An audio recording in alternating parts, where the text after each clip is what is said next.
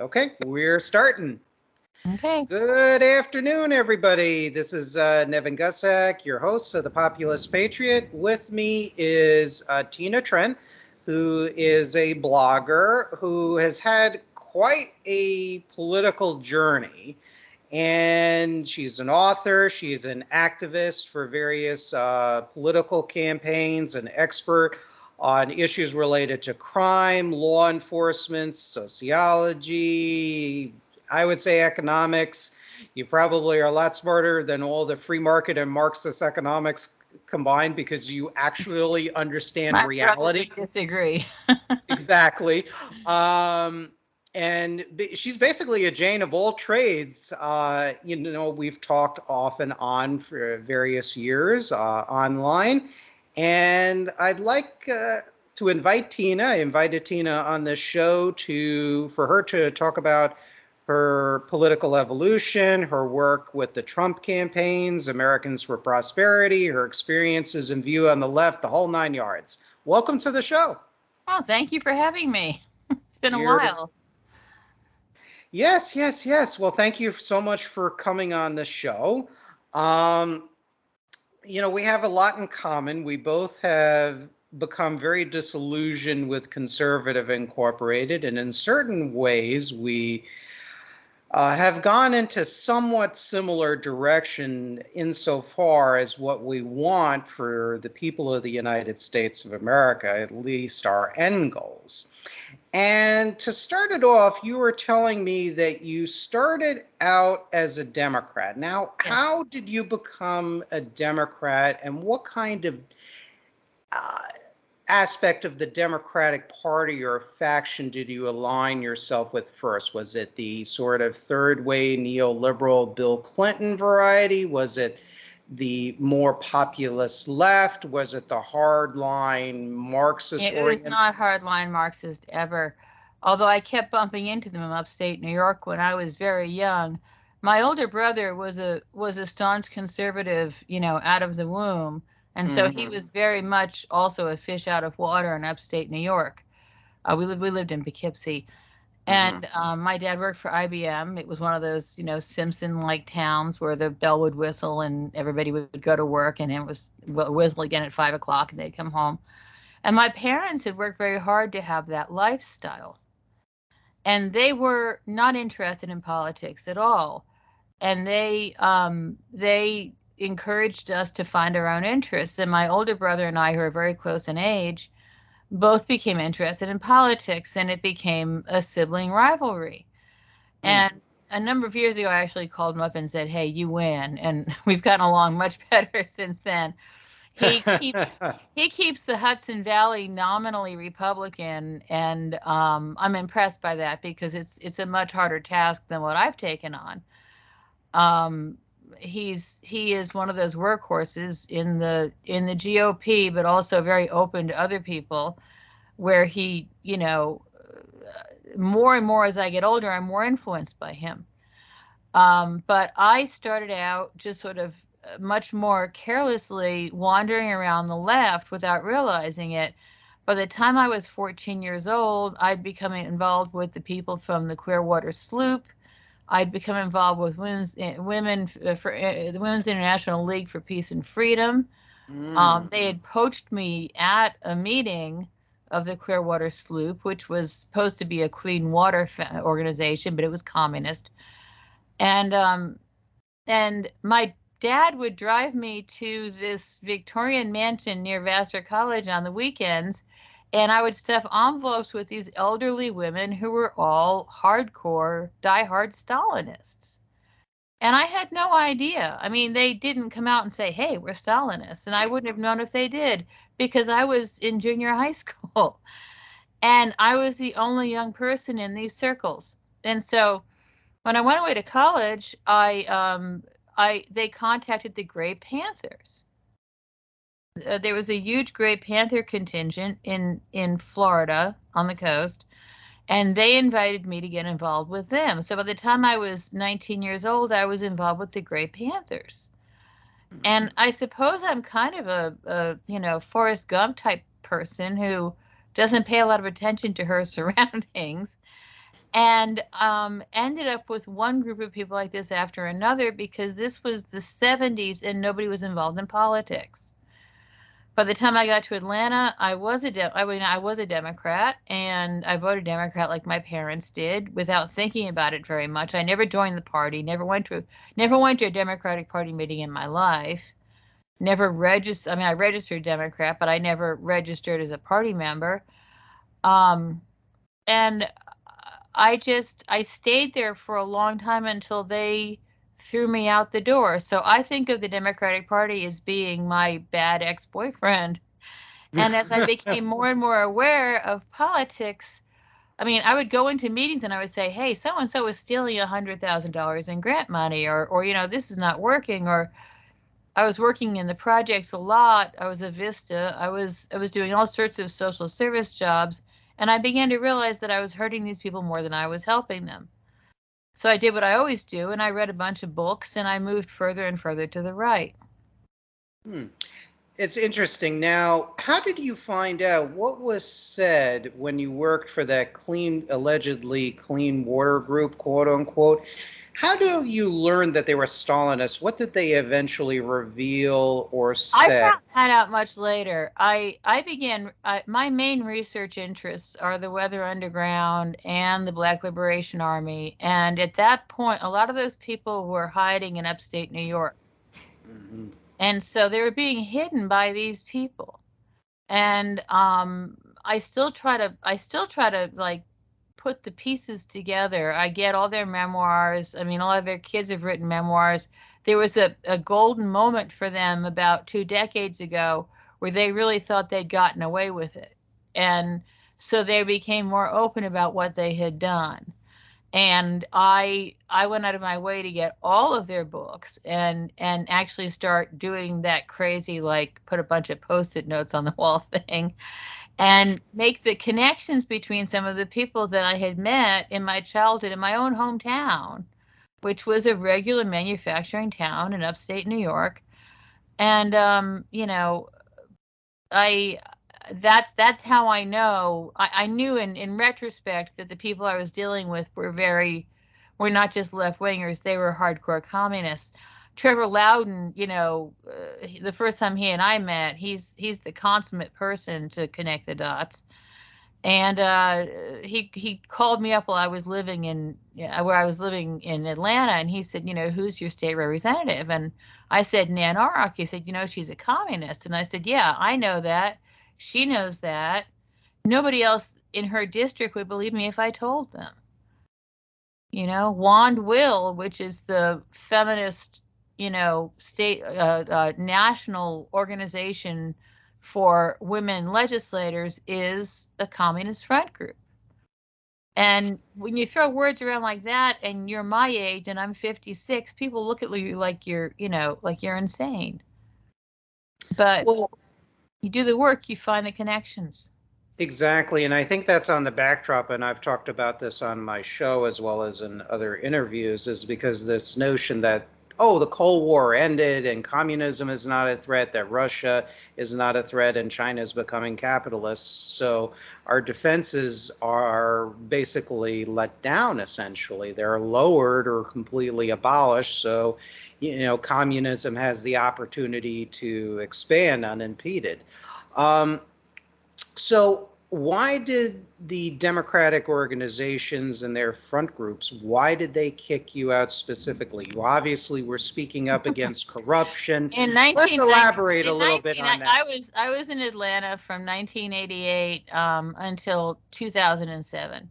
Hmm. I was I don't even know if I was a registered Democrat, but I voted Democrat the whole time I was in Atlanta, and I was a Democratic lobbyist up until a certain point. And I met some conservative. I was in graduate school, and I met some conservative scholars, Jean Genovese and Elizabeth Fox Genovese, and they had gone from being actual Stalinists to being hardcore conservatives. And it was through them and returning to the Catholic Church that changed me. Those were the influences. They had been influenced by a fellow college student of mine, um, and they went Jean went back to the church. Betsy became a Catholic. I mean, Fox is not a Catholic last name. And so we were in a world of exciting Catholic intellectual pursuit. And I was entranced by that. Plus, these people just seemed so much more open-minded than the other people I'd met in academia. The people I'd met in academia reminded me of the people I'd met in politics, and I didn't want anything else to do with them. I mean, I have literally had experiences like I've been put in the middle of a room and had every other student read a poem to me about how I've made them feel about being a fascist conservative. I've been in classrooms where people have screamed and stuck their fingers within an inch of my eyeballs and experienced no consequences. And I'm talking about graduate school. I'm not talking about kindergarten. So by the time I got out of Emory University, I was in a state of shock about these people. Luckily, I was in a very conservative state, so when I was a lobbyist, even though I was a Democratic lobbyist, I met a lot of people who technically called themselves Blue Dog Democrats back then. And I was actually still going back to Florida and working with Charlie Crist, who at the time was a Republican. And we were pushing for stronger legislation to keep recidivist violent offenders behind bars. And that was my actual political work. And so I was never a good fit for the Democratic Party. I had friends who were in the ACLU. I had friends who were in Planned Parenthood. I had friends who were in these organizations. But my views were not meshing with theirs. And finally, I came out against the hate crimes law in 1999 in Georgia and managed to defeat it with an editorial in the Atlanta Journal-Constitution, which was used by the Republican Party while I was still a Democratic lobbyist, to kill the bill that day. And that was the day I got a phone call from a national organization saying, "You're going to be sorry. This is going to haunt you for the rest of your life." And it has. I was put on a hate list with the Department of Justice. I've had to disclose this to every employer I or my husband have had. It really damaged. I lost my job. I was no longer allowed to teach in my department by that time. I mean, earlier things had happened. And it took a long time to get enough sponsors together to get me out of school. It was like getting out of graduate school became a task. So I went back to Florida where I feel comfortable and got involved in the Tea Party movement. Okay, before we go on to your transition to more conservative / libertarian activism, starting in Florida. Not libertarian. I'm not a libertarian. Well, yeah, that is true. But AFP, as we'll later learn, is a lot of libertarian. That's how I figured out I wasn't a libertarian to start with, and that hammered home the point that I wasn't going to become one. Exactly. So the journey goes. So, a couple of questions. At this point, when you were kicked out of the Democratic Party, what were your most animating issues that were important to you? Was it the crime, obviously? Was it crime? I worked with police officers and crime victims. I started researching the hate crimes movement because I had a very uncomfortable feeling. I attended all the early meetings for the coalition to pass this law in Georgia. And I asked some questions about how women were going to be treated, because women are the largest number of people who are attacked violently every year on the basis of their identity, which is as women. I mean, every year there's 10,000 stranger rapes.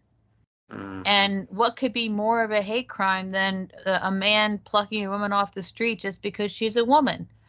And as time went by, I saw the same thing in men plucking little boys off the street, or, prison, same-sex assaults of men, who couldn't escape the situation.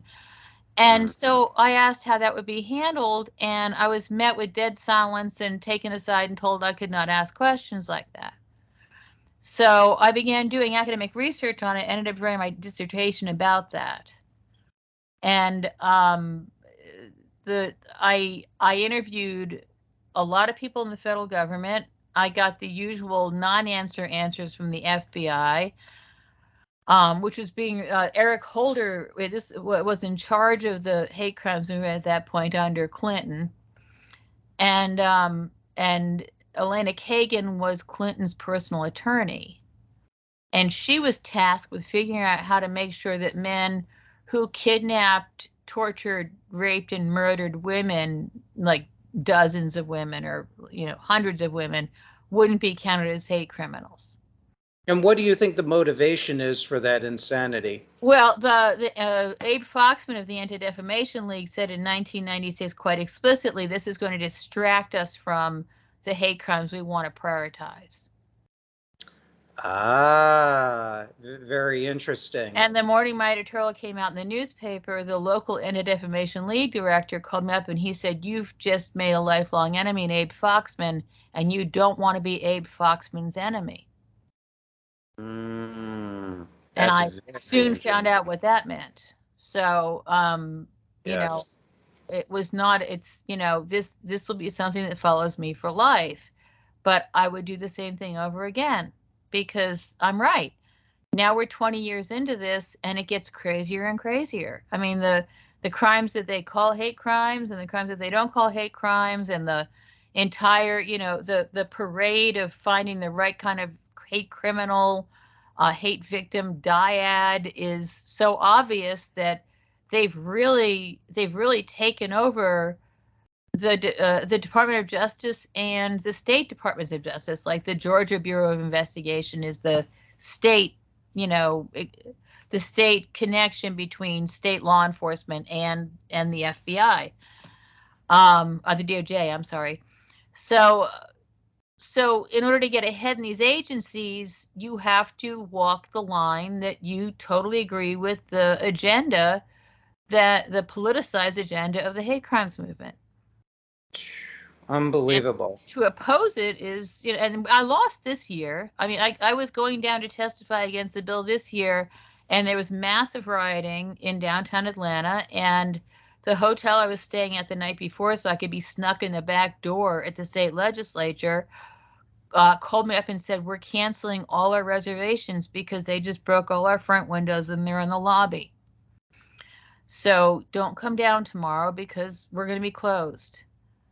And they were, it was Black Lives Matter was mobbing the state legislature and they did nothing about it. And this is a state with a Republican governor, Republican lieutenant governor, Republican majorities in both houses, ostensibly.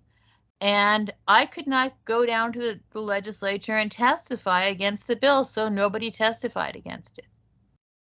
And we're now the 50th state with a hate crimes bill. And meanwhile, you mentioned a very interesting point about your earlier, university academic career, about the students getting in your face speaking of hate crimes, this notion that fascists are conservatives and conservatives are fascists. And I know as a little side point, and I've addressed this on some of my books as well, and dispelled this myth, despite my criticism of both fascism and conservatism and its Reaganite variant. In your opinion, what is the difference, so you could educate the viewers on the actual difference between fascism and conservatism? I never met a Reaganite who would ever say it above the level of a whisper in academia, but every single department was run exclusively by far left people. There was a power differential there that is utterly undeniable and without exception. And I've known some very decent socialists. I've known some socialists, Democratic Socialist Party members who were more helpful to me than the few people I know who were, backdoor conservatives in academia, just because they were principled people.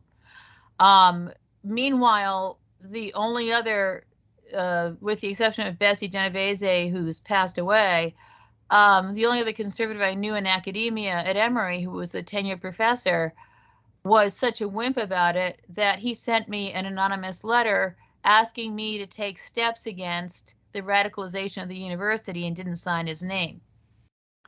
So, and I was a graduate student. We had, you have absolutely no power. You're making, $3,000 a semester teaching 4 sections of composition, and you have to pay your own parking. I had no resources to continue on in that environment. And I knew if I got out, when I got out, I'd never get a job. And I've done some adjunct teaching since for less than I would make working at a Taco Bell. And I like to think I've made a difference and done a good job with my students, but I'd rather work at a Taco Bell and make more money and not have to grade papers till midnight and not have to sit in my car and be in an air-conditioned space to work and not always be looking over my shoulder because I didn't use the right amount of sour cream. Yeah, and So not to mention not being allowed to oppressive. speak your mind and Oh, absolutely exercise your not. academic freedom. Mm-mm. Adjuncts make up 90% of the teachers in the community college system, and we Correct. don't get academic freedom. We Right, don't. and more colleges and even four-year universities. 50% now in the colleges and universities. Yeah, and there are. I've been told, Nevin, you'd be a great academic. You've been starting to read one of my books and everything.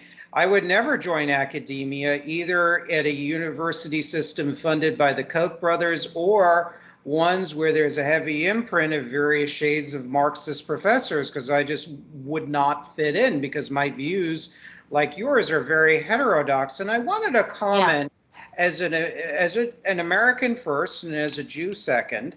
I am Jewish, somewhat observant, not heavily religious, but rediscovering my roots a little bit. And I have to make a statement out here. This is very deeply disturbing about the ADL, but not altogether surprising because they sometimes will conflate conservatives with fascists, with MAGA and whatnot, SPLC. I mean, they've done some good work on Arab anti-Semitism. SPLC, Martin Lee did a very good paper on the ties between global neo-Nazis and Islamists and Arab socialist states, Martin A. Lee. But they've done some horrible, horrible things in conflating good people, including our friend Cliff Kincaid, who we both worked with. I mean, the guy is not a hateful guy. Yes, he's very staunchly socially conservative. You can agree or disagree. Yeah, he's a traditional Catholic. Yeah. Exactly. And he's a very decent man to work with. I've talked offline with him. We're not always going to agree with things, but there's really, I would not put him in the same category as like an E. Michael Jones or a Lyndon LaRouche or a William Pierce. No, not Lyndon LaRouche. Yeah, bless his heart. I mean, I certainly enjoyed, watching him from a distance for my entire lifetime. But go ahead. Yeah, but, it's just, and the thing is when the ADL, and if I'm misquoting you correctly, is saying that, well, we have other priorities of hate crimes. Well, that doesn't make the Jewish interest groups, and I know what I'm saying is controversial. If I had to take a side in the Israel Arab dispute, it would be on a Zionist nationalist, civic nationalist position. Oh, might as well, 100%. But I got to tell you, they do not do favors for organized American Jewry. When they say that, that lets off a bad stench. And I was debating whether I should say that, but I got to be honest with you, that really gives a very bad message, because a hate crime, it is a hate crime. I'm going to tell you a little personal thing. I'm not mentioning any names, but someone, it's an ex-girlfriend of mine, post-divorce. I'm not going to say who it is, any names, obviously, but she was a victim of rape in her home country, and I'm not going to say where. And listening to her, we're still friendly, in good terms, and listening to her tell me about that and how she survived and how she has bettered herself since coming from an unfree country here is a very harrowing experience, because the fact of the matter is, my understanding of that kind of sex crime, violent sex crime, that's about power. And when you deal with hate crimes and hate, it's a means of a group of people to exert power over another. And rape, by virtue of that, is a power issue. And that should be a hate crime. I see definitely where you're coming from too as well, because the fact of the matter is maybe the rape victims collectively are not as politically powerful as organized African Americans or organized Jewry. And let me tell you, rape touches people of all colors and Well, races. that We was all know that. exactly it. I mean, That's my opinion. I would no more want a Catholic leader to be involved with the FBI making decisions about what is and isn't hate than I would want Abe Foxman or his even worse, with absolutely, I mean, the person who succeeded him is absolutely without any kind of values and is a hard leftist. And to decide that hate crimes are going to be something that are doled out based on what a political agenda is supposed to be dictating to the country. I mean, over the years, I've tracked, you get 1 year and the homeless are the most serious hate crime issue, or immigrants are the most serious hate crime issue, or transgenders. A lot of these are hoaxes. A lot of them are minor, simple assaults, which can be as minor as verbal. And we're applying larger and larger portions of our federal and state and even local police departments to investigating them and punishing them when we have more and more serious violent crime happening in this country to people, and we don't have the resources to tackle it. I mean, every year, I mean, the reason I use the category stranger sex assault is because it is the category from which the hate crimes movement drew their definition of what a hate crime would be. But in reality, the vast majority of hate crimes are name calling or spray painting or vandalism, very, very minor crimes. And the very, very few that happen that are worse than that don't include victims if the victims are just 40 dead women or 80 dead women or 120 dead women, or women with, sexist pejoratives carved into their genitals, and we can thank Elena Kagan for that because she's the one who wrote the memo. And that came out of the Clinton libraries recently. I got that maybe 3 years ago. And, the mass effect has been they have politicized and made partisan our justice system, which should never be political and should never be partisan. If you set aside the lives that are destroyed by it, and you set aside making victims into a hierarchy of who matters and who doesn't matter, and you set aside the lies, I mean, Matthew Shepard was a victim of a hate crime merely only as much as the mother of one of his offenders, who was also found tied to a fence and murdered in a very close area to there because they were both meth heads, and it was drug deals that went wrong. The lies and the hoaxes and the lives lost and deciding who's more important than others in society is everything we spent 50 years trying to make not be part of our justice system. So that the larger effect is that we have now destroyed our justice system based on solely this one set of laws that Clinton started enforcing and have only grown since. And when we passed the hate crime laws in Georgia this year, both houses and people I've worked for years and tried to discuss this with stood up and cheered as if they'd done something fabulous. Outside, there were people breaking windows. You couldn't get in to testify, and it was chaos. And then they waited one crime after another to find a crime where you'd have a white male attacking somebody else. And we had 2 instances of black males who said they were going to kill white men. And one of them ended up stabbing somebody. One of them ended up stabbing somebody, going to prison, and smashing his white roommate's skull in for no reason whatsoever. And they're not being prosecuted as hate crimes because the state of Georgia and the GBI did not want the first hate crime in Georgia to be a black on white crime.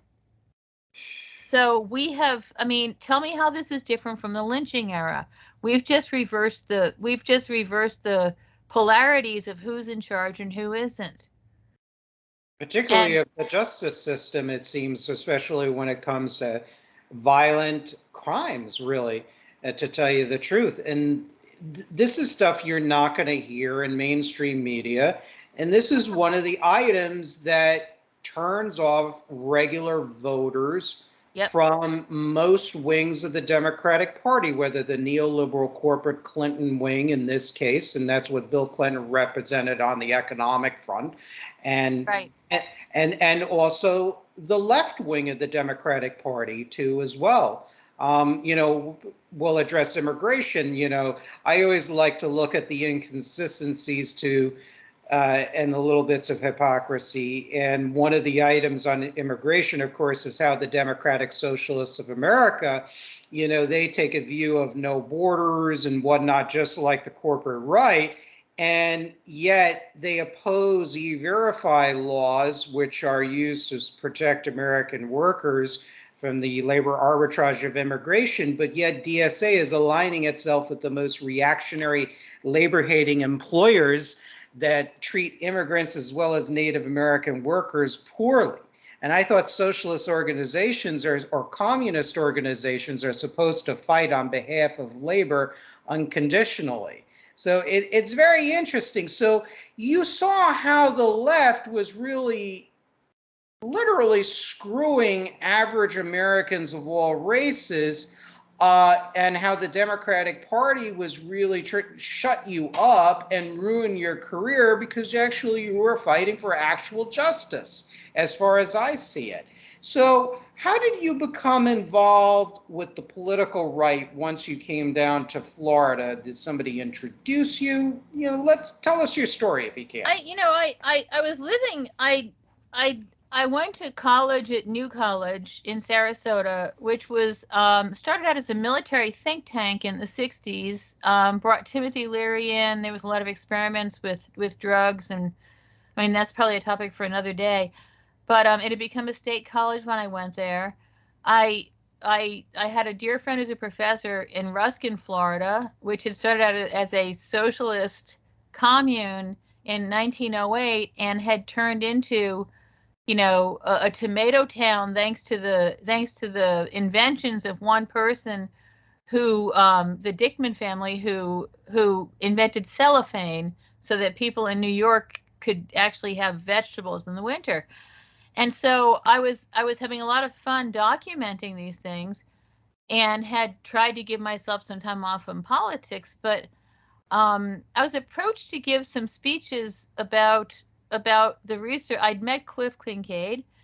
I was writing. I had been a nonprofit executive director for a couple organizations over the years in Atlanta, and a lobbyist for Democrats.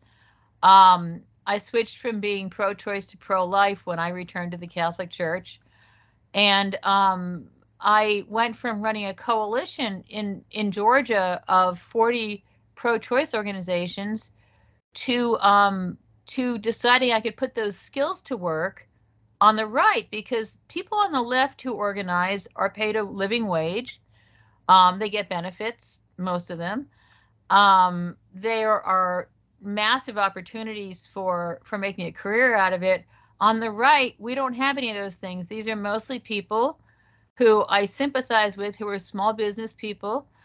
And I was asked by somebody who was a professional political operative who'd worked with Santorum if I would tour around and give some of my speeches about George Soros, some things I've been writing about for Cliff Kincaid, for an organization called AFP, about which I knew nothing, which is one of the branches. It's one of the tentacles of the Koch, of what they like to call the Koch octopus. I mean, I think Soros has an octopus, and the Kochs have an octopus. The octopus, they call it the Kochtopus, yeah. Yeah, the Kochtopus, and they and so knowing nothing about them, I luckily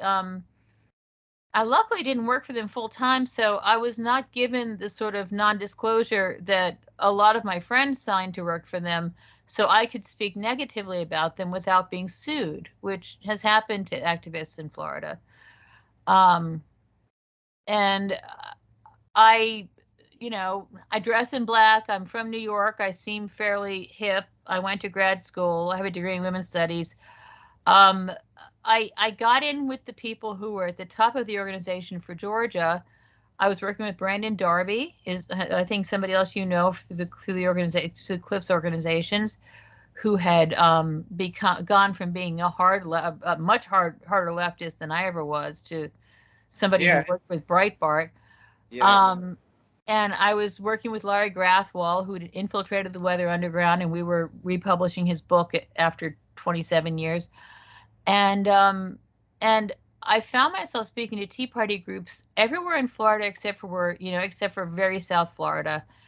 Um, and I began to see that AFP was not was very contempt. I mean, yeah, I would hear things when I would be with because I had a PhD and I seemed like somebody who was maybe more sophisticated than the older people who were the main people in the Tea Party. I began to see these people being led by the nose by AFP, to a degree that shocked me and disgusted me.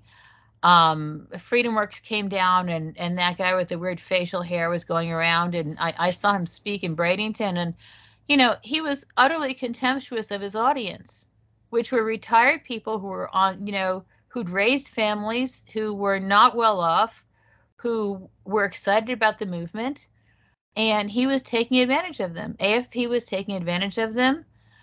They were telling them not to talk about social issues, don't discuss abortion, don't discuss the border, don't discuss anything that has to do with social conservatism, don't discuss religion. You're libertarians now, and you need to shut up about social issues. And my study of history, my historical specialty is the 50s to the 70s in terms of organizing, and that covers the Eagle Forum and the Birchers and the radical leftists of the 60s and the terrorist leftists of the 60s. And I came to see that these 90% of these people were social conservatives, 5 to 10% were libertarians, but the libertarians were taking over all of these groups with assist from AFP. And I sat in enough rooms with these people listening to them mock Tea Party people to realize that they despised them. Well, and they had a big presence in South Florida with, let me, a little background about myself. I've gone over this with the audience. I'll try and make it brief. I started out as a Reagan conservative, then moved to the John Birch Society for 2 years. I don't know if you knew that about me. And then I kind of was starting to move towards a sort of New Deal populism. I thought with some of the Tea Partiers, a law enforcement officer who worked a detail at at the library that I used to work at, one of the ones in Broward County, several of them said, check out Alan West, because we used to talk about politics and history, but in non-controversial subjects.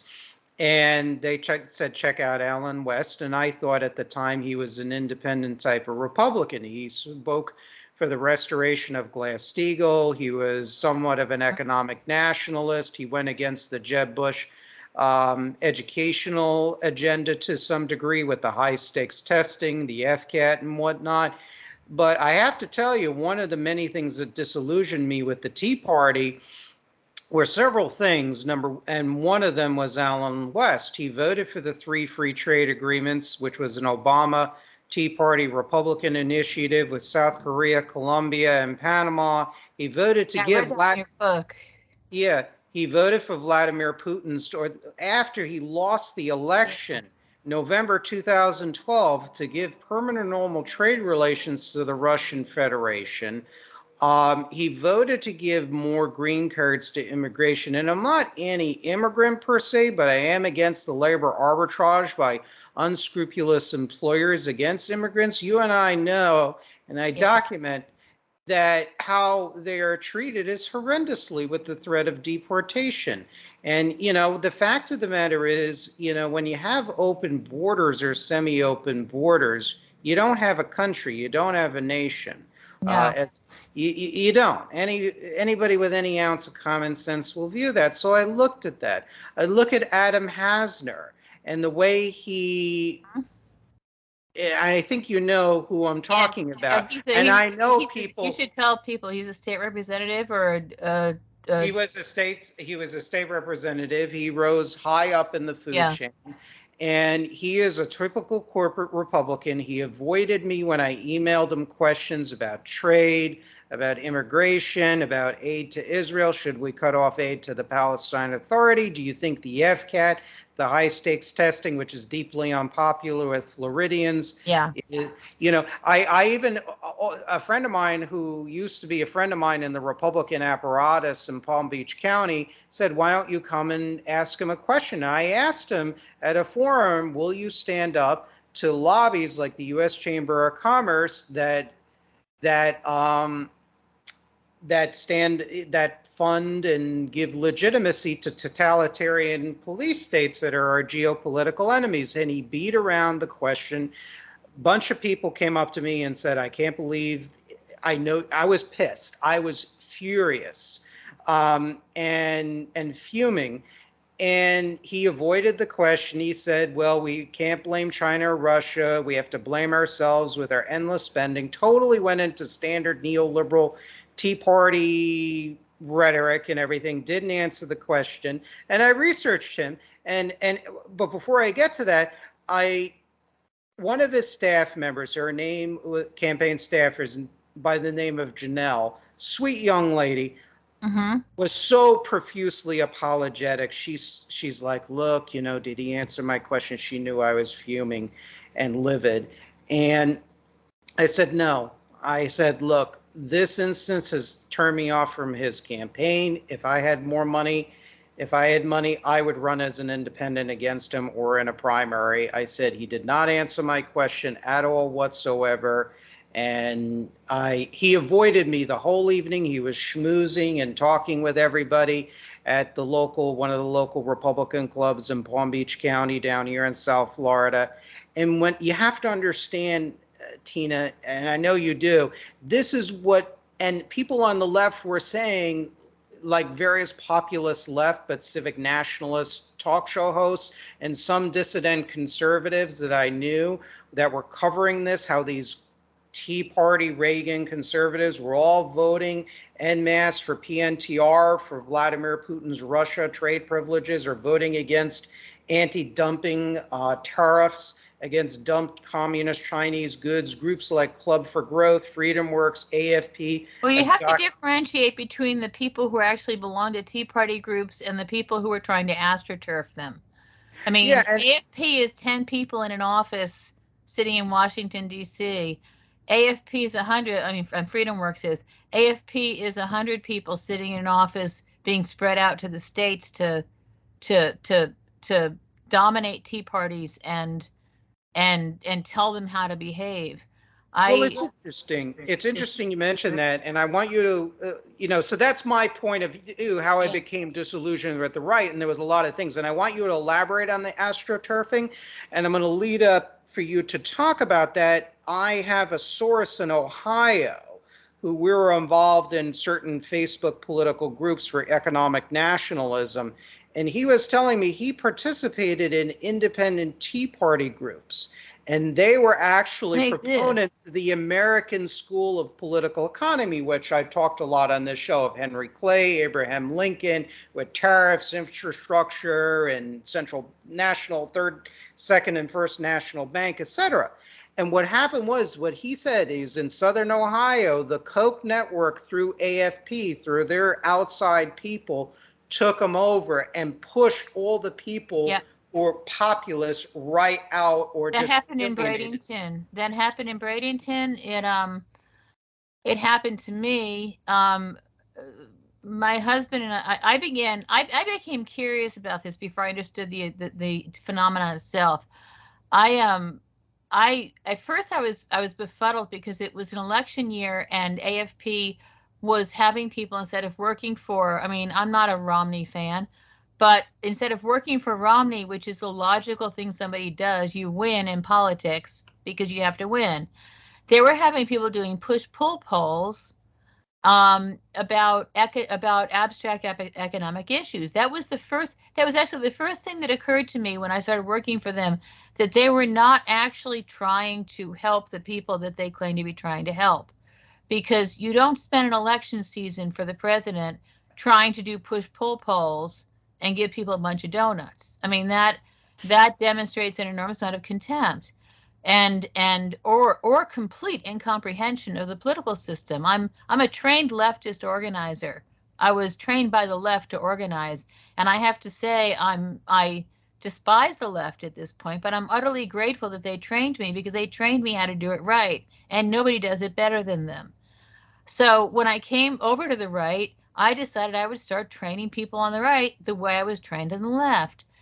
And my first step was to start surveying the people who were at these groups that I was being paid by AFP to speak to. And I would say, how many of you would define yourselves as a social conservative? You're pro-police, you're pro-border control, you basically have an Ann Coulter outlook on the world, you believe in tariffs, I had a whole list of things, versus, are you a young libertarian? Because the older libertarians are basically anti-open borders. Are you a young libertarian who actually believes in pot and tattoos and open borders? And 5 to 10% of the people were those people, and they were mostly associated with FreedomWorks and AFP. And 90 to 95% of the people had raised families, had taught in universities and high schools, and were social conservatives. They went to church. And I realized that, I mean, if you were to compare Wisconsin to Florida, you had a lot more people in Wisconsin. AFP just jet in and a whole bunch of strangers to take over the state capitol. In Florida, they had a bigger base, and so they were actually working from here. And now, the person who was the head of AFP's outreach in Florida is their national outreach head. And I got to know him quite well. His name is Slade O'Brien. I'm not ashamed to say his name. He's a dirtbag. And if he wants to sue me over that, then I'll just give evidence that he's a dirtbag. These people would openly mock our audiences in the back rooms. And they were. Are you allowed to say they mock the audience? Because there's a lot of Tea Party people that are personally very nice people. So what could they possibly say? They thought they were rubes. They thought that they could manipulate them. They started a program called 5 for Florida, which was 5 very vague political statements, such as, I support economic freedom. They went to every Tea Party group, and they had these people. They'd give them $1,000 or $2,000. They'd tell them they weren't allowed to tell anybody they had it.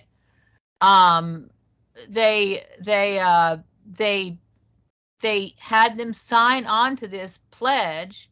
Then they went to Tallahassee and they said, we have 20,000 people in the state who signed this pledge, and we want these 5 laws to pass this year that benefited big government, big companies, and offshoring and international trade. And these poor people sitting back in the little Tea Party groups in Ocala and Sarasota and South Florida and Orlando, they didn't have a clue. They'd actually signed their names to something and their names were in their names, laws are being passed that they weren't even aware of. It was a bait and switch. And I after I left working for them, I realized that I had not signed a non-disclosure like the ones some other people showed me. And I began touring the state again on my own dime. That's how I met Trevor, and Trevor Loudon and Cliff. And I started visiting Tea Party groups in Florida and then Georgia when I moved back there, and telling them the story of how AFP was just using them. And not just AFP, Jenny Beth Martin, who runs a large organization, she and her husband used to run just a typical sort of fundraising organization for any politician, and they turned it into the Tea Party fundraising, Tea Party Patriots fundraising. And I was watching these little old ladies who were on pensions in Sun City Center, living in cinder block houses, no bigger than a garage, sending $25 a month to Jenny Beth Martin. And, it was almost like there's a pincher effect. The Republicans were after them. The Libertarians were after them. The grifters like Jenny Beth Martin were after them. And these people were not politically sophisticated because rather than being political activists who had college degrees, they were the sort of people who were lower to middle class, working to middle class, and they had raised their kids and helped raise their grandkids, and they were now getting involved in something that excited them because they believed it would bring back older values. And when they were told to shut up and sit down, they shut up and they sat down because that was their personality and that was their reaction to authority. And I think the Tea Party movement was destroyed by those groups of people. I think it was first it was infiltrated like some kind of bug movie, and then it was destroyed.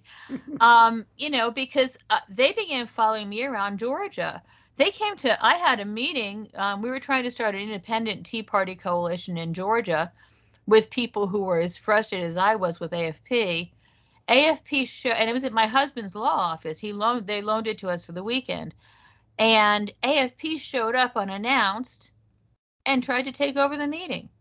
And it was some 21-year-old kid, wet behind the ears. And I took him out into the hallway and I said, buddy, you're not going to take over my meeting.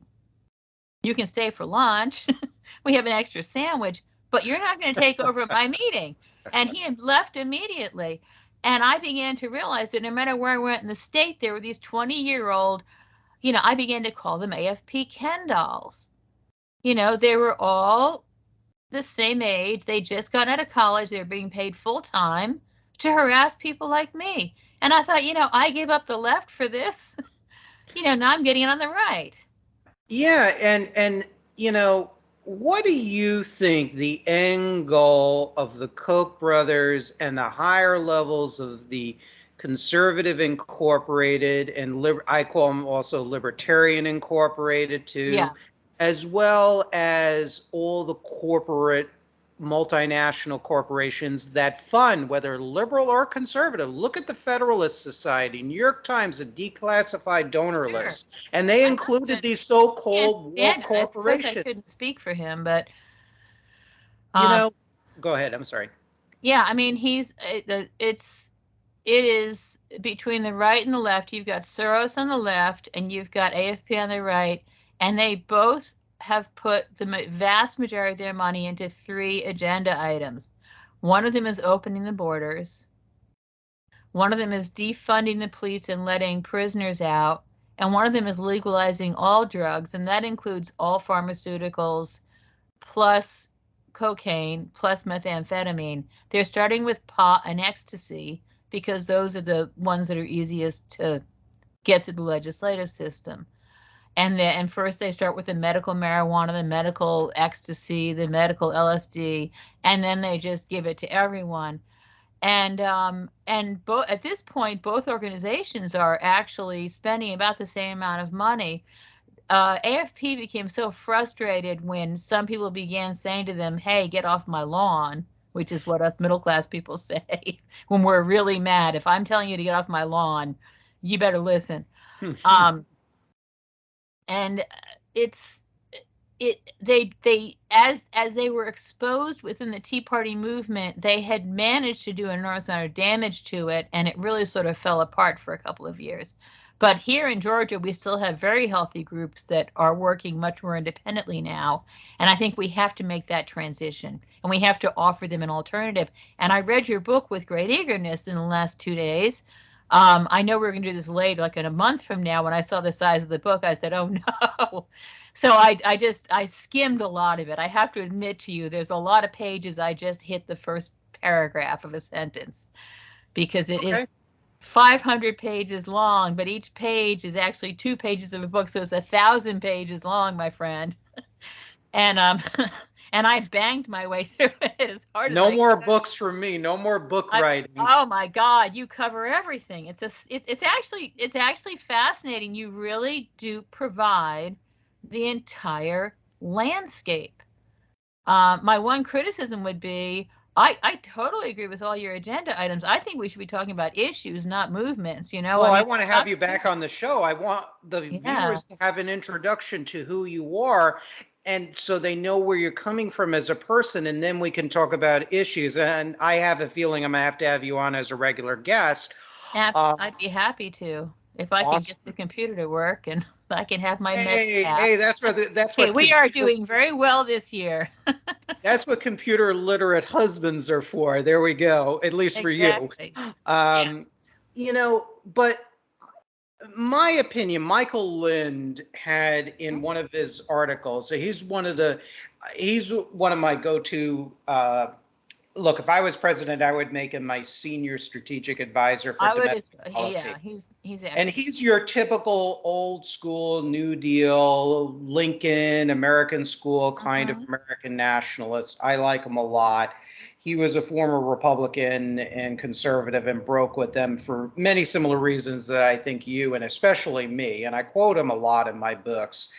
And he said in an article, I think it might have been the New Republic, where he said that ultimately the United States, what will be, and he said, a socially liberal society with a neo-Confederate economic model, or I would say, no disrespect intended, a rainbow version of the neo-Confederacy, essentially, where you have this merging of reactionary globalists, anti-labor, plantation, antebellum, sharecropper plantation model that we're seeing, which I see when you see the words economic.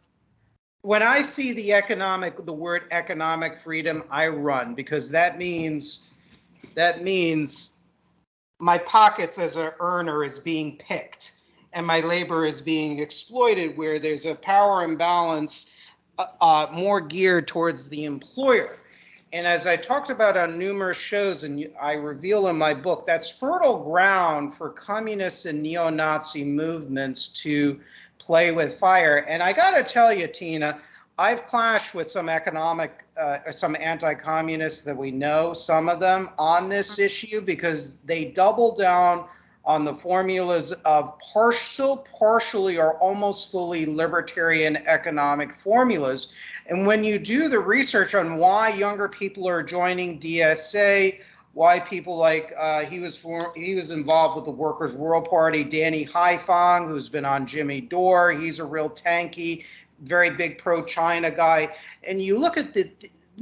You look at the Matt Heimbach of formerly of the old Traditionalist Workers' Party, how he embraced neo-Nazis, why people joined the Lyndon LaRouche movement. This is an issue I beat to death on this show. Well, I can't explain why people join the Lyndon LaRouche movement, although I'm totally fascinated. But they play on themes, real themes, like the destruction of Middle America by Reaganomics, and that's what Lyndon LaRouche. Although LaRouche really was a fascist. I mean, he was, and he was also a nutcase, but he was a very prolific one, and he was a sociopath. I spent the summer reading everything he wrote.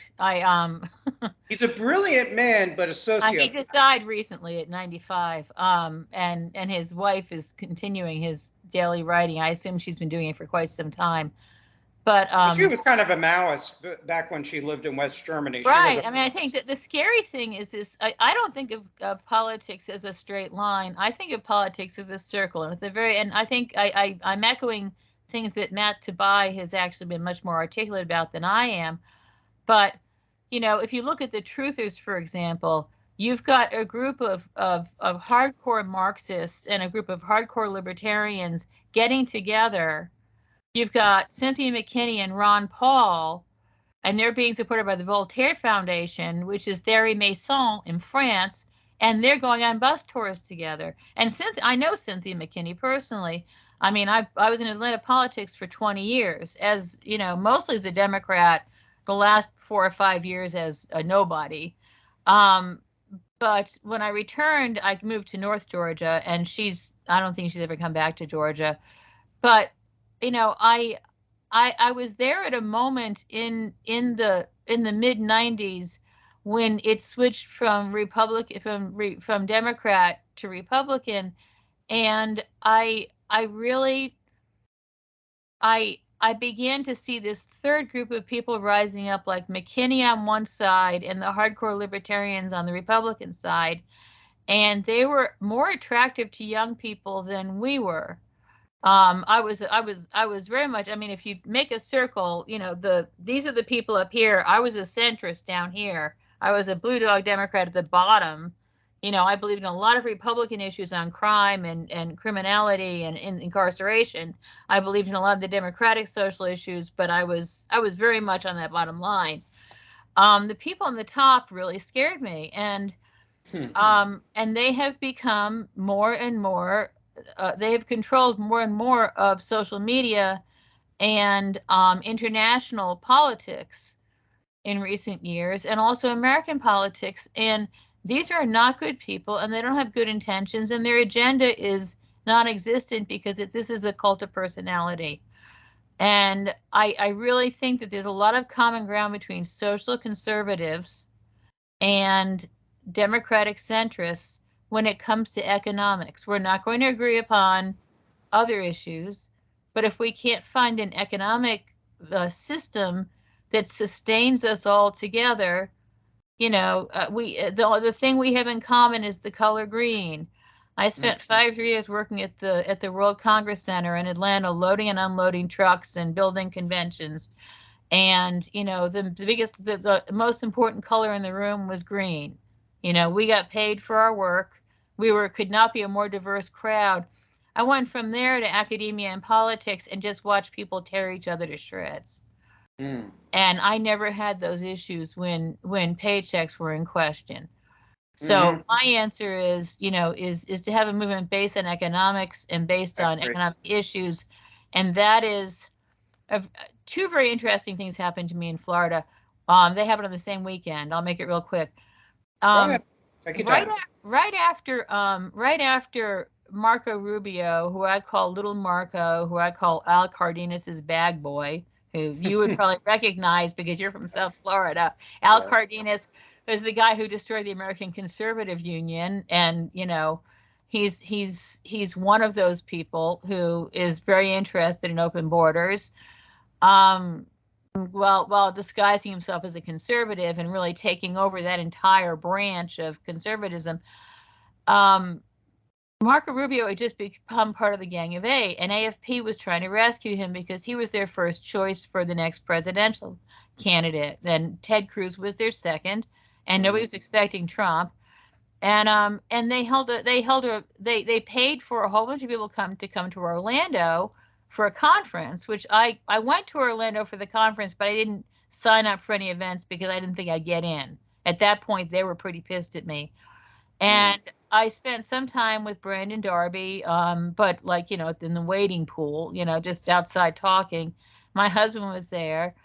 And I went out to dinner with some of the gentlemen from the Lieber Foundation, which is funded by the Kochs, but I do like them. They're the people who are part of they were the two younger men who were part of Bay of Pigs, who were traded back to America because they were in their teens when they were caught. And I truly respect them as people. And we sat in Disneyland at dinner in this, you know, surreal environment. And we talked about what was going to happen next. And the next day, you know, AFP tried to force Marco Rubio, who was still very much their guy in a way because he was from their community, but they had doubts, and he was booed off the stage.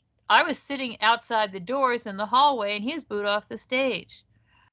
And I also met with a group of drywallers who were from Miami, and they had come up to oppose Marco Rubio. And they, you know, one guy told me the story that he was a second-generation drywaller, and he could not pass his business on to his sons because he couldn't afford to pay American citizens the wages that other people were paying illegal immigrants. And so he was closing his business. And it's that kind of minutia that sticks with me as somebody who likes to do manual labor. You know, when you can't have a business that can last for 3 generations doing drywall, because you can't pay your own sons what other people can pay someone to pick up in a Home Depot parking lot. I have nothing but sympathy for the men, and I know a good deal of them. I had 5 or 6 legal immigrants at my wedding.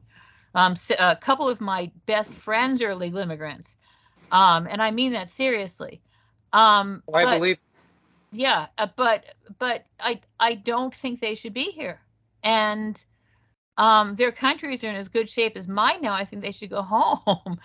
And we need to support the sort of men who started these companies and wanted to pass them on to their sons, because we have completely fragmented our blue collar economy by not making it possible to invest in small businesses. Correct. Well, because of deregulation in areas of immigration, because of the financial incentives, financial deregulation, and the triumph of shareholder value. This is why we have gouging at the pump, for example. The oil multinationals are making hand over fist profits, not because of what Conservative Incorporated is saying, that they're losing money, they're being penalized by the government. It's all investment decisions that they're making. I'm originally, you being partially from New York, you're familiar with the Chemical Coast in New Jersey along I-95, the New Jersey Turnpike, right? Oh, sure. Yeah. Yeah. In Woodbridge, New Jersey, they used to have Amerada Hess used to have an oil refinery there. And that was closed down in 2013. Oil companies were doing great. That was an investment decision because they thought they could make more money for their shareholders and their executives to close that refinery, as well as the Hess oil distributions in the tri-state area. You look at what happened in 1983 in Perth Amboy, the crude oil refinery at Chevron. Its crude units were shut down in 1983.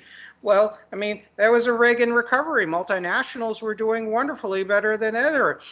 So I think, this is where, and when I talk about Democratic centrists, Joe Manchin is a very controversial position, and Joe Biden and the corporate Democrats are not centrists. They do not generally represent the American people. They are corporate Wall Street corrupt Democrats. DSA is not centrist. And I feel my argument is that a lot of our social woes, look, I don't like abortion, but the conservatives approach the issue wrongly because they say ban abortion, but how can you prevent, and we may clash on this, but I gotta be honest with my views because I lay it out in my book. I don't like abortion. I know people who've had abortions. It sucks. It's traumatic for people. I've had the misfortune of meeting people like that. I understand. But when you look at the statistics of why people get abortions, why they cannot choose to have nurture the life, it's because we have an antenatal economic policies that penalize the traditional breadwinner structures. Destruction of unions, deregulation, globalization, trickle-down economics, that deconstructed the great economic miracle by American standards that existed before the 1980s. It's true. I was raised in a middle-class family, and by the time my parents and my brother passed, they were no longer middle class. You have Blackstone or BlackRock, Goldman Sachs, and others snapping up homes left and right, including in Florida. Yes. People cannot afford rents. In Georgia, yes. And this is affecting families more than all this other woke stuff. This is materially affecting families. This is what freaking pisses me off about DeSantis and these pro-life Republicans in this state, because they don't look at economic structures. And I'm going to be honest with you, Tina, I have better conversations about how to reconstruct the family with leftists and labor people than conservatives. And a lot of these conservatives that I talk to, even ones I know, we know, other than Cliff understands this. Some others, they don't know. They blame, it's big government. It's not. The reality, it's not. And this is why I'm talking about why people flock to the far left. It's because of this, because conservatives... Well, but those people aren't having children. I mean, I'm going to disagree with you a little bit there. People can't have kids, and most people... Well, actually, they can if they don't get married. I mean, it's an odd situation where, and I'm going to be very blunt here, where white middle class women and upper class women are being told not to have children, where minority women are being told to have children. And I mean, I went back to Ruskin after 20 years. And when I first lived in Ruskin, Florida, which is between Tampa and Bradenton, you know, it was before Bush 1 started opening the borders, and it was about 50% Mexican Hispanic, and it was complete families, and they would come here for the tomato crops and then go back home again. When I returned in 2007, the majority of that area was illegal immigrants, and even the Catholic Church was assisting people in not getting married so they could maximize their benefits. And they created a two-tiered society where it was easier for me to get on a bus a block from my house to go to Chiapas than it was to go to Tampa. Because a bus didn't stop at my house to go to Tampa, just Chiapas. And they brought their gangs and MI5, and I reached a point where I told my priest, I'm not doing, my volunteer work was catering funerals, because I've worked in the restaurant industry. And I told my priest, I'm not going to cater a particular funeral because these are gangbangers. They're covered with tattoos, and they killed 7 people, last weekend. And they're going to kill people at your church. So you have all these nice Midwestern people who are making, covered dishes, and they show up, and there's this gang, by the way, that's my dogs howling in the background. They think they're coyotes. I live in North Georgia now. Something's has set them off. So if you hear coyotes in the background, it's just Rocco and Giles. No, it's okay. I'm an animal. But the people who were the most vehement about being Tea Party members in Ruskin, Florida, were almost 50% Hispanic. And they were legal immigrants. And we have an enormous number of legal Mexican and Central American immigrants who do not want to see what they fled come here and destroy their families' lives, because they're in the first line of defense against it. Sure. And it's a complicated issue. I mean, I'm a Catholic, so I oppose abortion. But I also ran the largest nonprofit coalition for pro-choice policies in the Southeast for 4 years. And we want to get you to discuss that, because I'm not a fan of abortion. Discuss that in detail, because it's I think it's important to understand that that there's a lot of common ground, and also we have a lot of things that have happened here in America that have less to do with abortion than have to do with the fact that families have collapsed. Yeah, and families have collapsed. I mean, from my position, and I document that somewhat in my book too as well. A lot of it is because of our economic structure starting really in the 1980s. I mean, and there are cultural factors too, radical feminism, but I think that's overplayed by the same conservative incorporated, because they refuse to rock the economic boat. When it comes to immigrants, I mean, since my divorce in early 2019, I've dated nothing but Hispanic women. And all of them, when I talk about politics with them, I mean, in varying degrees, I agree with them. One was from Venezuela, another's Dominican Republic, Cuba, and I've been seeing someone originally from Peru. She's been in this country since 1989. I'm not going to go over all their personal political views. It's not right. We met through common activities. We're both physical fitness and paddle boarders and so all that. And they all of them have disdain towards communism. My current girlfriend fled from her country, her family, because of the Shining Path terrorist attacks. And now she laments.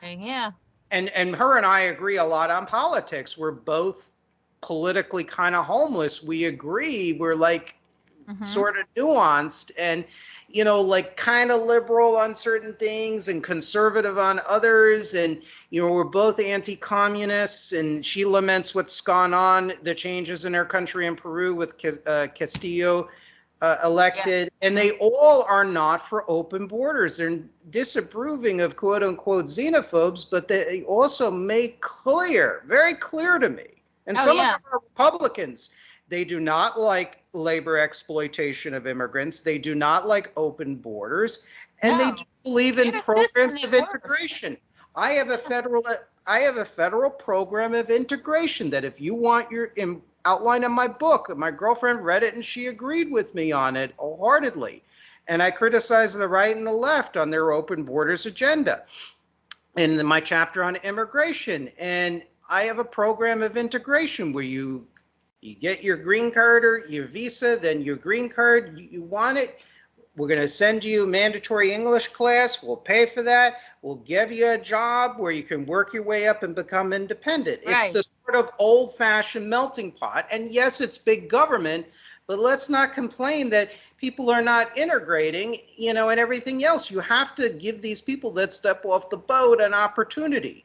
So on the one hand, the Libertarians and Conservative Incorporated will probably view me as a socialist, and then elements of the woke left would view me as a racist because I take a nationalist position without, all the crap associated with it. Well, the last thing I'll say is this: I was in Georgia working as a lobbyist in 1996, and also I'd been through grad school. I'd been kicked out of my department, women's studies department. They let me matriculate, but I had to teach in the English department because I suggested that we teach something other than lesbian history and women's studies 101, and they got together and kicked me out of the department. Unfortunately, girls are bad at math. That's my joke, by the way. I know some very good female mathematicians, but they didn't take me off their email list. So I was able to stay in the school because they sent all the emails they talked about me in to me as well.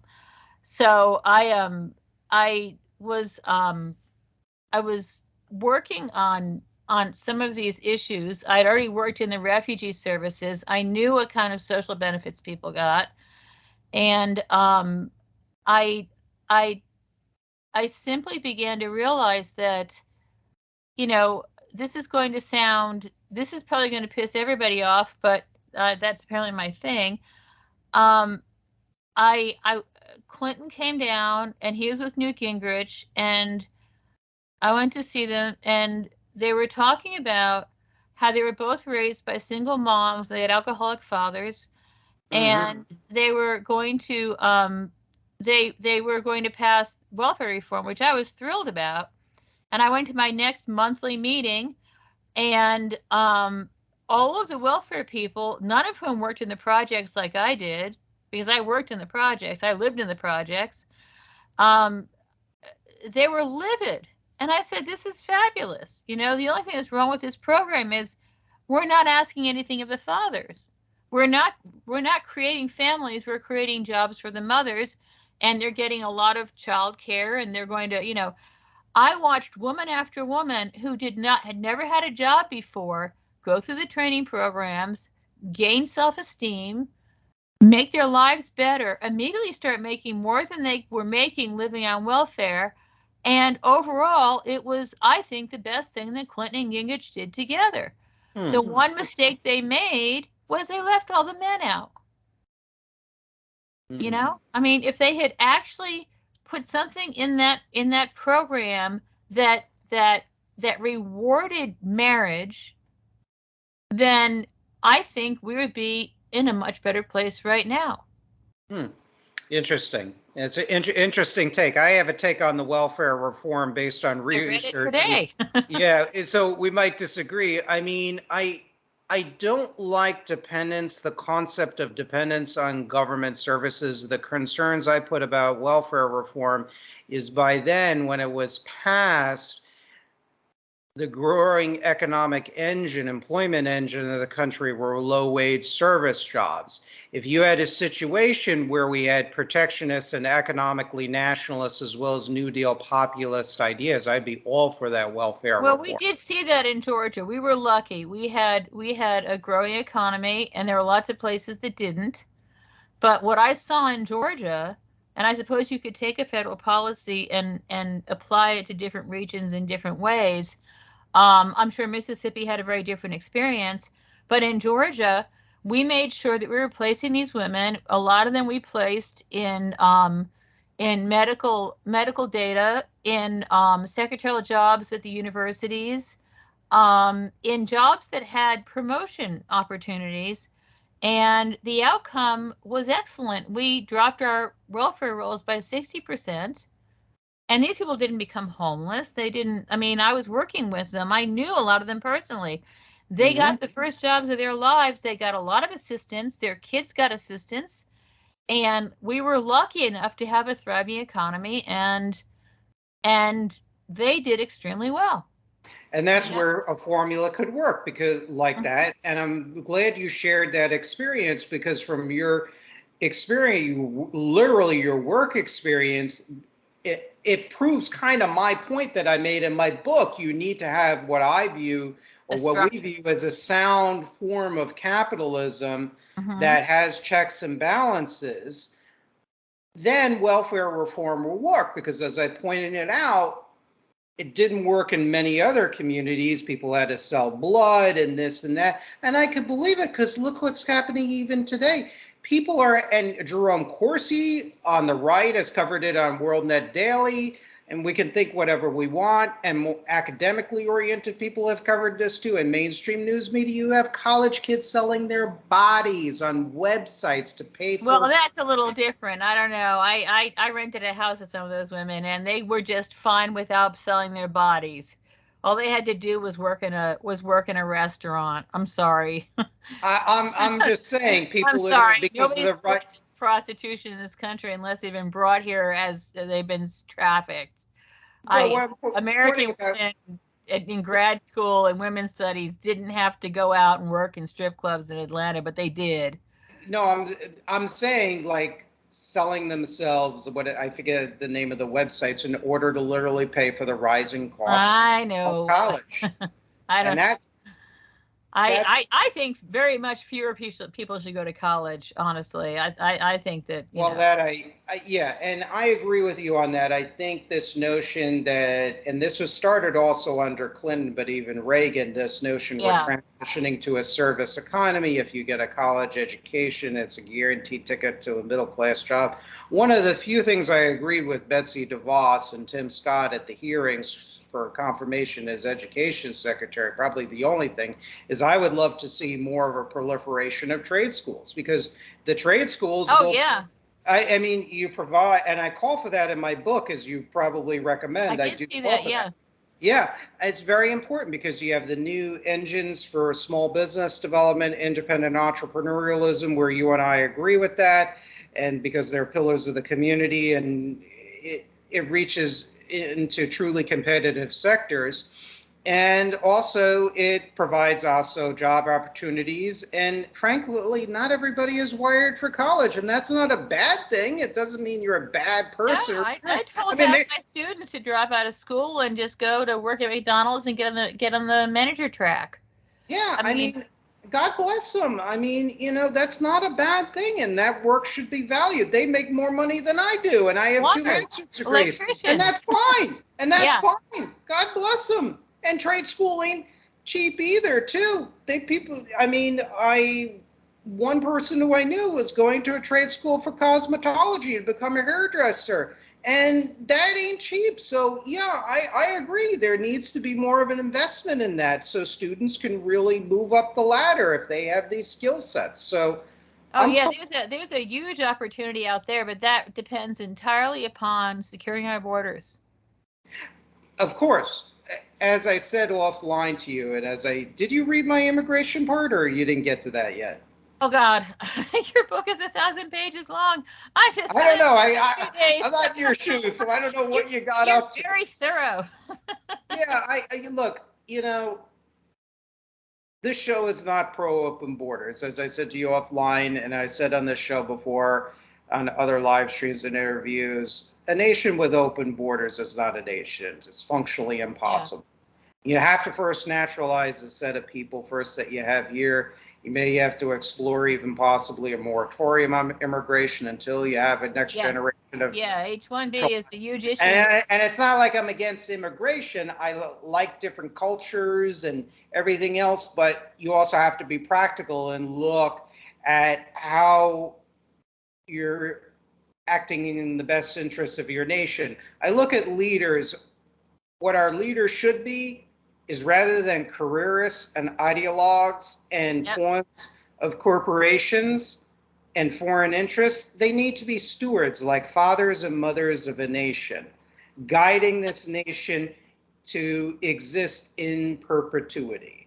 And otherwise, we're going to get a Jeb Bush, Hunter Biden ticket soon, and we can't. yeah, pretty much. We're not going to survive that. No, unfortunately not, because we're going to end up into a new form of confederacy, a sharecropper model. And that's going to piss I off. agree with you. Yes, I think medieval might be a little more accurate because we really have improved our farming, our farming technology since then. But Yeah. I think we're going to end up with a medieval system, and we're practically in a medieval system as it is. Yeah. We have two sets of people in this world. We have the technocrats, and then we have the serf class. Yeah, and meanwhile, you have anti-capitalism, and I'm very critical of variants of capitalism, but I don't think it should be abolished. I don't consider myself a socialist. I don't know what your opinion is after reading parts of my book or not, but I don't consider myself. Like I said, we agree with we disagree with there's some things we disagree about. We should have a fun show about everything we disagree about, but in terms of your analyses of what the solutions are and the kind of America you'd like to see, I was tired after reading all those pages, and you are very extremely thorough and you footnote well. I know one other historian who footnotes like you do. I don't have any disagreements with you at all about your solutions, about the type of America you'd like to see. Yeah, and I think this is where this is where real coalition building needs to develop. Yeah. I mean, I've had better conversations with even Bernie supporters than I do even a lot of your fixtures in Conservative Incorporated. I mean, some of them are staunch anti-communists. I one time talked with one who came in with a Bernie shirt, and we were talking about communism, and there were younger kids like, boo, communism. And I think we just have to apply a little open-mindedness and nuance and be very clear with what we want, because I think most Americans want to work where there's proper wage and remuneration as long as they're competent and loyal, and where the innovative move up in government or corporate America or whatnot, where you have remuneration, proper remuneration. So in turn, mom can stay at home if she chooses. Dad can be the single breadwinner. You have stability. You have pensions. That's how I was raised. If you have a very pregnancy, respectable. you don't have to feel like, oh my God, I got to get an abortion because I can't afford it. I didn't intend it because the condom broke and this and that and everything else. Where you have a healthcare system that's not captured by the shareholder model of insurance companies and everything. I've had a few stories about insurance. You have this type of system which encourages a pro-natal policy, because we all want the same thing. I mean, it's not, everything is not dark. I mean, we take care. My husband's an insurance attorney, and I've dealt with illness and represented certain groups with chronic illnesses through my entire life. And I mean, in some ways we have the worst of both worlds. We're self-employed. You wouldn't believe what our premiums and and what we have to pay every year. We basically lack access to health care. And we have PhDs and JDs between us, 2 PhDs, a JD, and half a JD between us, master's degrees, BAs. We're very careful with our money, and still we can be wiped out. And I've paid for insurance my entire life. I've never been without health insurance. But, once Obamacare hit, I lost my doctor 25 years. 25 years. I'd known this man for 25 years. Because he was not in the right zip code for me. My premiums tripled in a year. And, corporations got together with the government and put the burden of Obamacare on the backs of self-employed people like ourselves. And we don't have a lobby. No. So No. that was extremely problematic, you know. And I now live in Forsyth County, upstate Georgia. Um, a couple of years ago, it was rural here. Now it's pretty urban. And you know, this county has been the fastest growing county in the United States for, I think, 10 of the last 15 years, maybe 11 of the last 17 years. I'm not 100% sure. I ran for office a couple of years ago, and I knew the numbers hard then. Um, you know, it's such a dramatically fast changing place, that I often forget places. I talked to my brother in upstate New York, and he says, "Well, we're emptying out. You know, we don't have the school we went to is a fifth of the size it was when we went to it." Um, we have got the challenge of enormous diversity of economics and growth in this country too, and that seriously affects what we do with healthcare. I still think overall, having seen a lot of welfare healthcare and expensive healthcare and IBM healthcare, which was at a time was excellent as healthcare, and then the end of IBM healthcare. Um, I have seen and working with immigrants and refugees in Atlanta and with poor people at Grady Hospital, which is called the Grady, which is the big welfare hospital in Georgia. I have never seen anybody turned away. We do have a system that works. It is distributed in a way that makes it very difficult, that makes it very imperfect. I'm just afraid that we've reached a point where our technology is so good that we can't afford to give everybody as much health care as there is. Yeah, I look at it as I dedicate a section on healthcare, which you'll eventually get to, I'm sure, if you haven't read it already. And, you know, I call for a midpoint, not to go into details between, like, I reject, for example, the healthcare as practiced in communist countries, notably Cuba.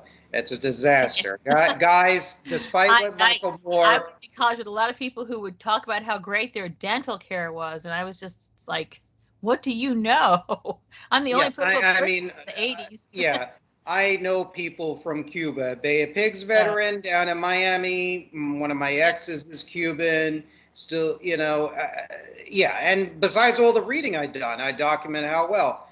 Despite Michael Moore, who was given on a guided tour, as confirmed by the WikiLeaks cable release from the U.S. interest section of Havana, they did a study about that. I think I even quoted actually in my book.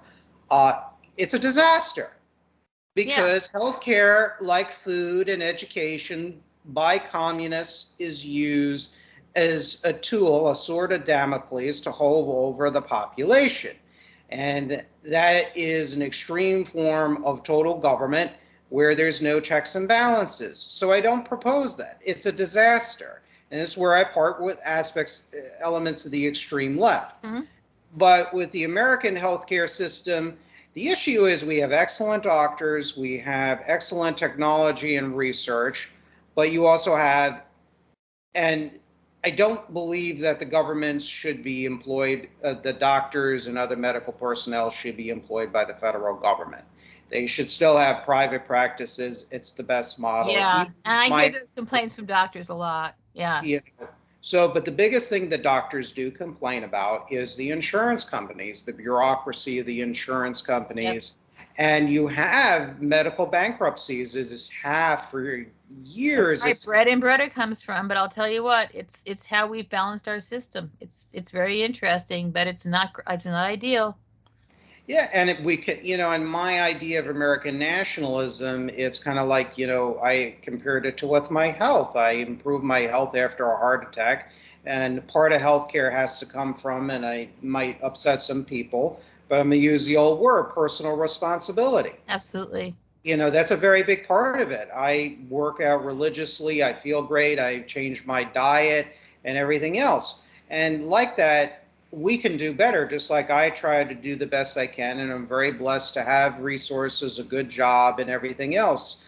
And I choose to use it more often wisely than not. But as a nationalist, my form of nationalism is basically we can always do better, and a nation can always seek continuous improvement and not rest on our laurels or reminisce and say, oh, we were great 50 years ago, and we're just always going to remember that while the nation crumbles from within. And, you know, that's where I kind of come from on that. So, you know, with healthcare, again, like abortion, it's one of those nuanced issues. You'll get to my book, and we could always have a fun session about what we agree with. Yeah, let's go over the things we don't like about each other and just talk about it. Well, I'm actually kind of a cranky. I can't think of anything I don't like about you, but I'm a much more quotidian person than you are. You're much of a philosopher. I'm a nuts and bolts organizer, and I attribute that to the left. I'm going to give the left their due. I mean, they taught me how to be an organizer. They taught me what you got to do and how you have to do it, and the right has never learned that lesson. Well, the left, I mean, at least the elements of the left that I kind of disdain, even though you and I might agree with their surface critiques of our plutocracy and what I term oligarchy with democratic trappings. Mm-hmm. Okay. Groups like the Communist Party USA, part of the hard left, we agree with that. Isn't it amazing how a numerically small group relative to the American population can have, out of a bunch of extremist groups, a lot more influence? They're extremely wealthy. That's why. They're extremely wealthy. I've never met a poor communist in my life. And yes. I've met a lot of communists. Well, we could talk about that. They've gotten money from the Soviets. We know that. Gus Hall kind of liked to live a little high on the whatever. Look at Bill Ayers and Bernadine Dohrn. I mean, look at Jeff Jones and Eleanor Raskin. These people tried to kill hundreds of people. I mean, luckily they were stymied in a variety of ways, especially thanks to the heroism of Larry Grathwohl. And may he rest in peace. I wish I could have met him. I have his books. I lived with him for a while. I absolutely adore him. I republished his book after many years, and I was with him in his last couple of weeks, and I wasn't surprised that he passed. He had been through a whole lot, but I mean, he, you know, what he described as the re-education sessions, you know, that he experienced as a weatherman. You know, people don't understand that is what I experienced in graduate school. That's what I experienced in democratic politics. I mean, there's a fascism coming. It's not coming from the right.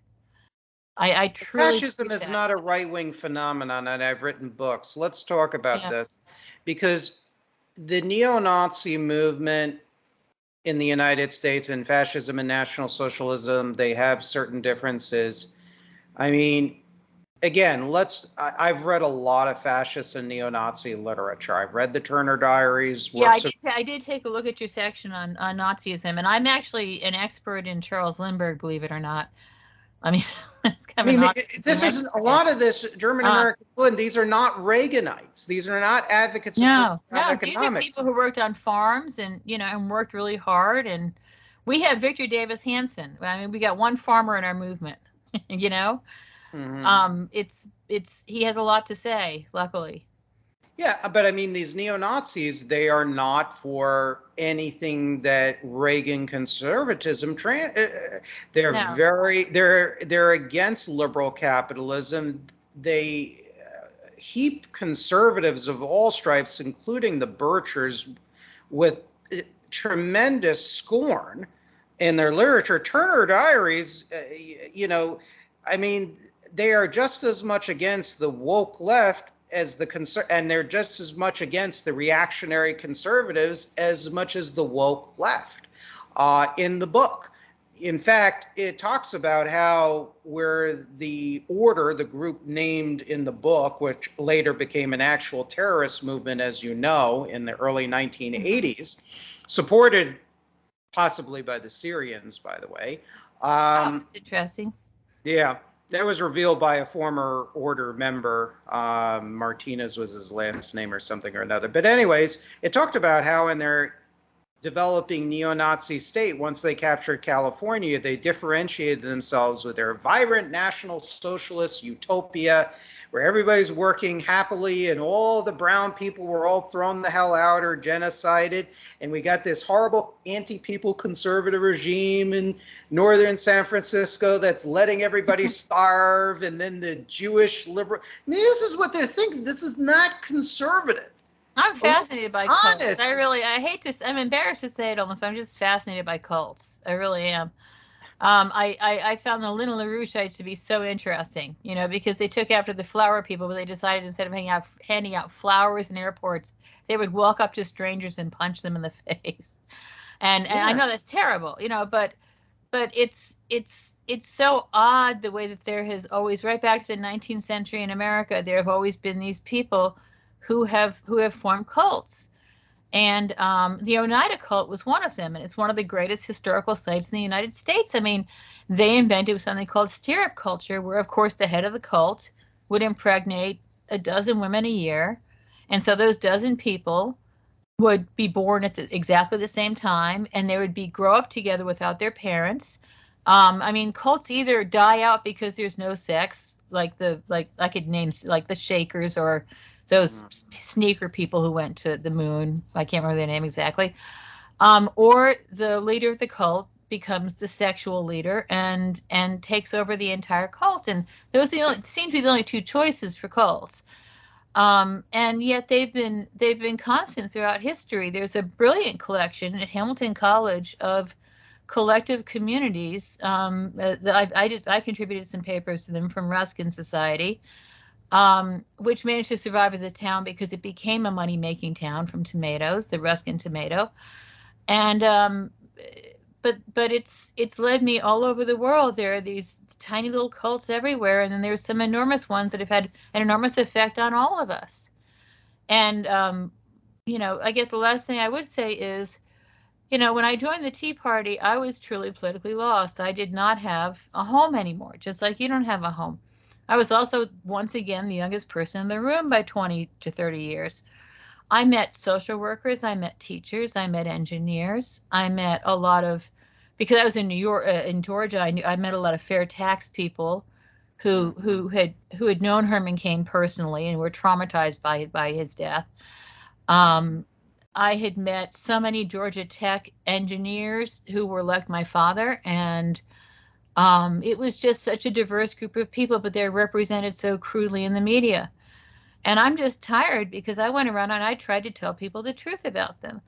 And I'm exhausted. I've taken the last couple of years off because I'm just tired. But, you know, some of these people have really kept their groups up, and they are much more aware now of the people trying to astroturf them. And I still think of them as being somehow the groups that can transform themselves into the change agents in this country.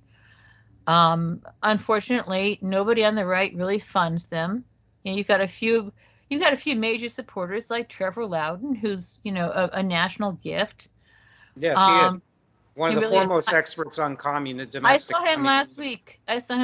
He asked me what my zip code was the first time I met him in New York, at Washington, at Cliff Kincaid's house. And he told me who my state representative was. And I was just, you know, right off the top of his head.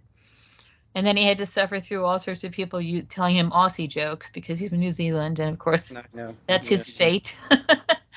But we've traveled a lot together, and he lives in South Florida now and in Port Charlotte. And that's right. And maybe I'm conservative town, he tells me. Maybe I'm not supposed to say that. But he and his wife are just, you know, extraordinary people, and we have, you know, I don't see these people expressing any. I'm much more aggro than they are towards people. But when I'm speaking to a group of people, I can't help but to love them. You know, I'm a John Updike American.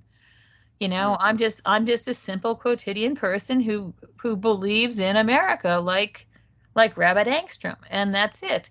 And one of the things I like about your work is that you reference so many books. I mean, you're a librarian. That's my dream job. I should have gone and done that.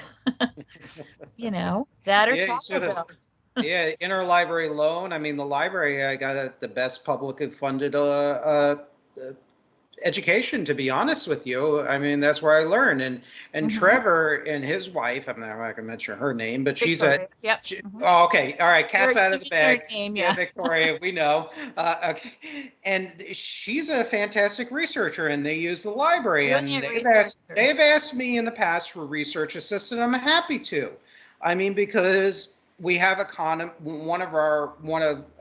we have at least one common mutual enemy, and that's the communists. And just because you and I might say their surface critiques are legit, doesn't mean I want to be governed by these people. And based on I have not had the privilege of hanging around hard leftists, like seeing them up close and personal for the most part. You have. Yeah. You have. Trevor has too. Jeff Nyquist has. I haven't been. Jeff Nyquist has. Yep. Tell us. And he got screwed by that coterie as well, sadly, out of an academic career. And I've had him on the show because he's one of the foremost geopolitical experts, and he's a nuanced thinker when it comes to foreign policy. You know, he's not a neocon. He's very nuanced. But anyways, you know, we talk about now the private sector oligarchs, the Kochs, the Soroses, the Amazons, the Bezos, and the reactionary anti-labor types. If the far left, these tanky elements, these self-described Marxists types, if they ever came to power, and be blunt, what would the United States look like? The landscape, political, economic, everything. Lay it out. I got two answers. One of them is just the way it looks today. People like me are increasing in number. We can't get jobs. I lost a mortgage under very suspect circumstances since I have perfect credit. A couple of years ago, almost lost my house with Wells Fargo because they began to question my work with Cliff, which is, you know, at the time was like $1,000 that year. My husband is the main breadwinner, and I do this pro bono. And all of a sudden, they wouldn't give us a mortgage for the most ludicrous reasons. We'd already had 4 with them, you know, and we have never been late with a payment in our lives. There's more and more quiet people like us who are just being purged from society. But if we were to follow Larry Grathwohl down the path he's talking about, and I would like the next time to talk about the things that we've discovered most recently about Obama and his real connections to Bill Ayers and Bernardine Dohrn. Sure. And especially Michelle Obama and Bernardine, who I think were the real, you know, brain trusts of the 4. I mean, Obama is let's say that Obama and Michelle and Bernardine are the smart ones, and Bill is just a buffoon. But you know, these people were much more connected than people realize, and their agendas were explicitly to put people like me in camps. And I don't think that I don't think that's not going to happen. I mean, I agree, and we have the examples of historically in the American context, not only neo-Nazi movements, which I discuss in my book, some of the things like work camps and executions and all the rest of it. But you look at the case of Reverend Jim Jones, so-called Reverend, and the People's Temple. You look at what happened there. You look at Lyndon LaRouche. People on the left and right, like Dennis King and others, have documented what kind of... Yeah, the Dennis King book is very good. The totalitarian political cult he has. And I cover LaRouche in other books and things of that nature. You look at various tanky organizations and what they model, who they model themselves afterwards. I mean, the Communist Party USA was not run as a democracy, particularly under and it was much larger than people realize. Well, it was too. I mean, you know, there was one sort of Maurice Malkin who left the Communist Party USA. He wrote a book called To Return to My Father's House. And one article I saw in one of the older newspapers, he talked about in the orbit, there was about 400,000 people. Gus Hall talked about the number of fellow travelers in this country of Communist Party USA, I think between 500,000 to 1 million. That was in a New York Times article in 1988. And as Trevor Loudon and I and many other scholars and analysts have pointed out, the Communist Party has an underground. And that's been admitted even by Judith LeBlanc, who was a top Communist Party USA official. And this I found in primary source that was quoted by John Stormer, and none dare call it treason 25 years later. So, you know, and this is one of the things that kind of unites me with people such as yourself, Trevor, Jeff, Cliff, and others, is that if the tanky left, and these are the individuals that are professional anti-imperialists and quote unquote, where they always champion and apologize for our geopolitical enemies.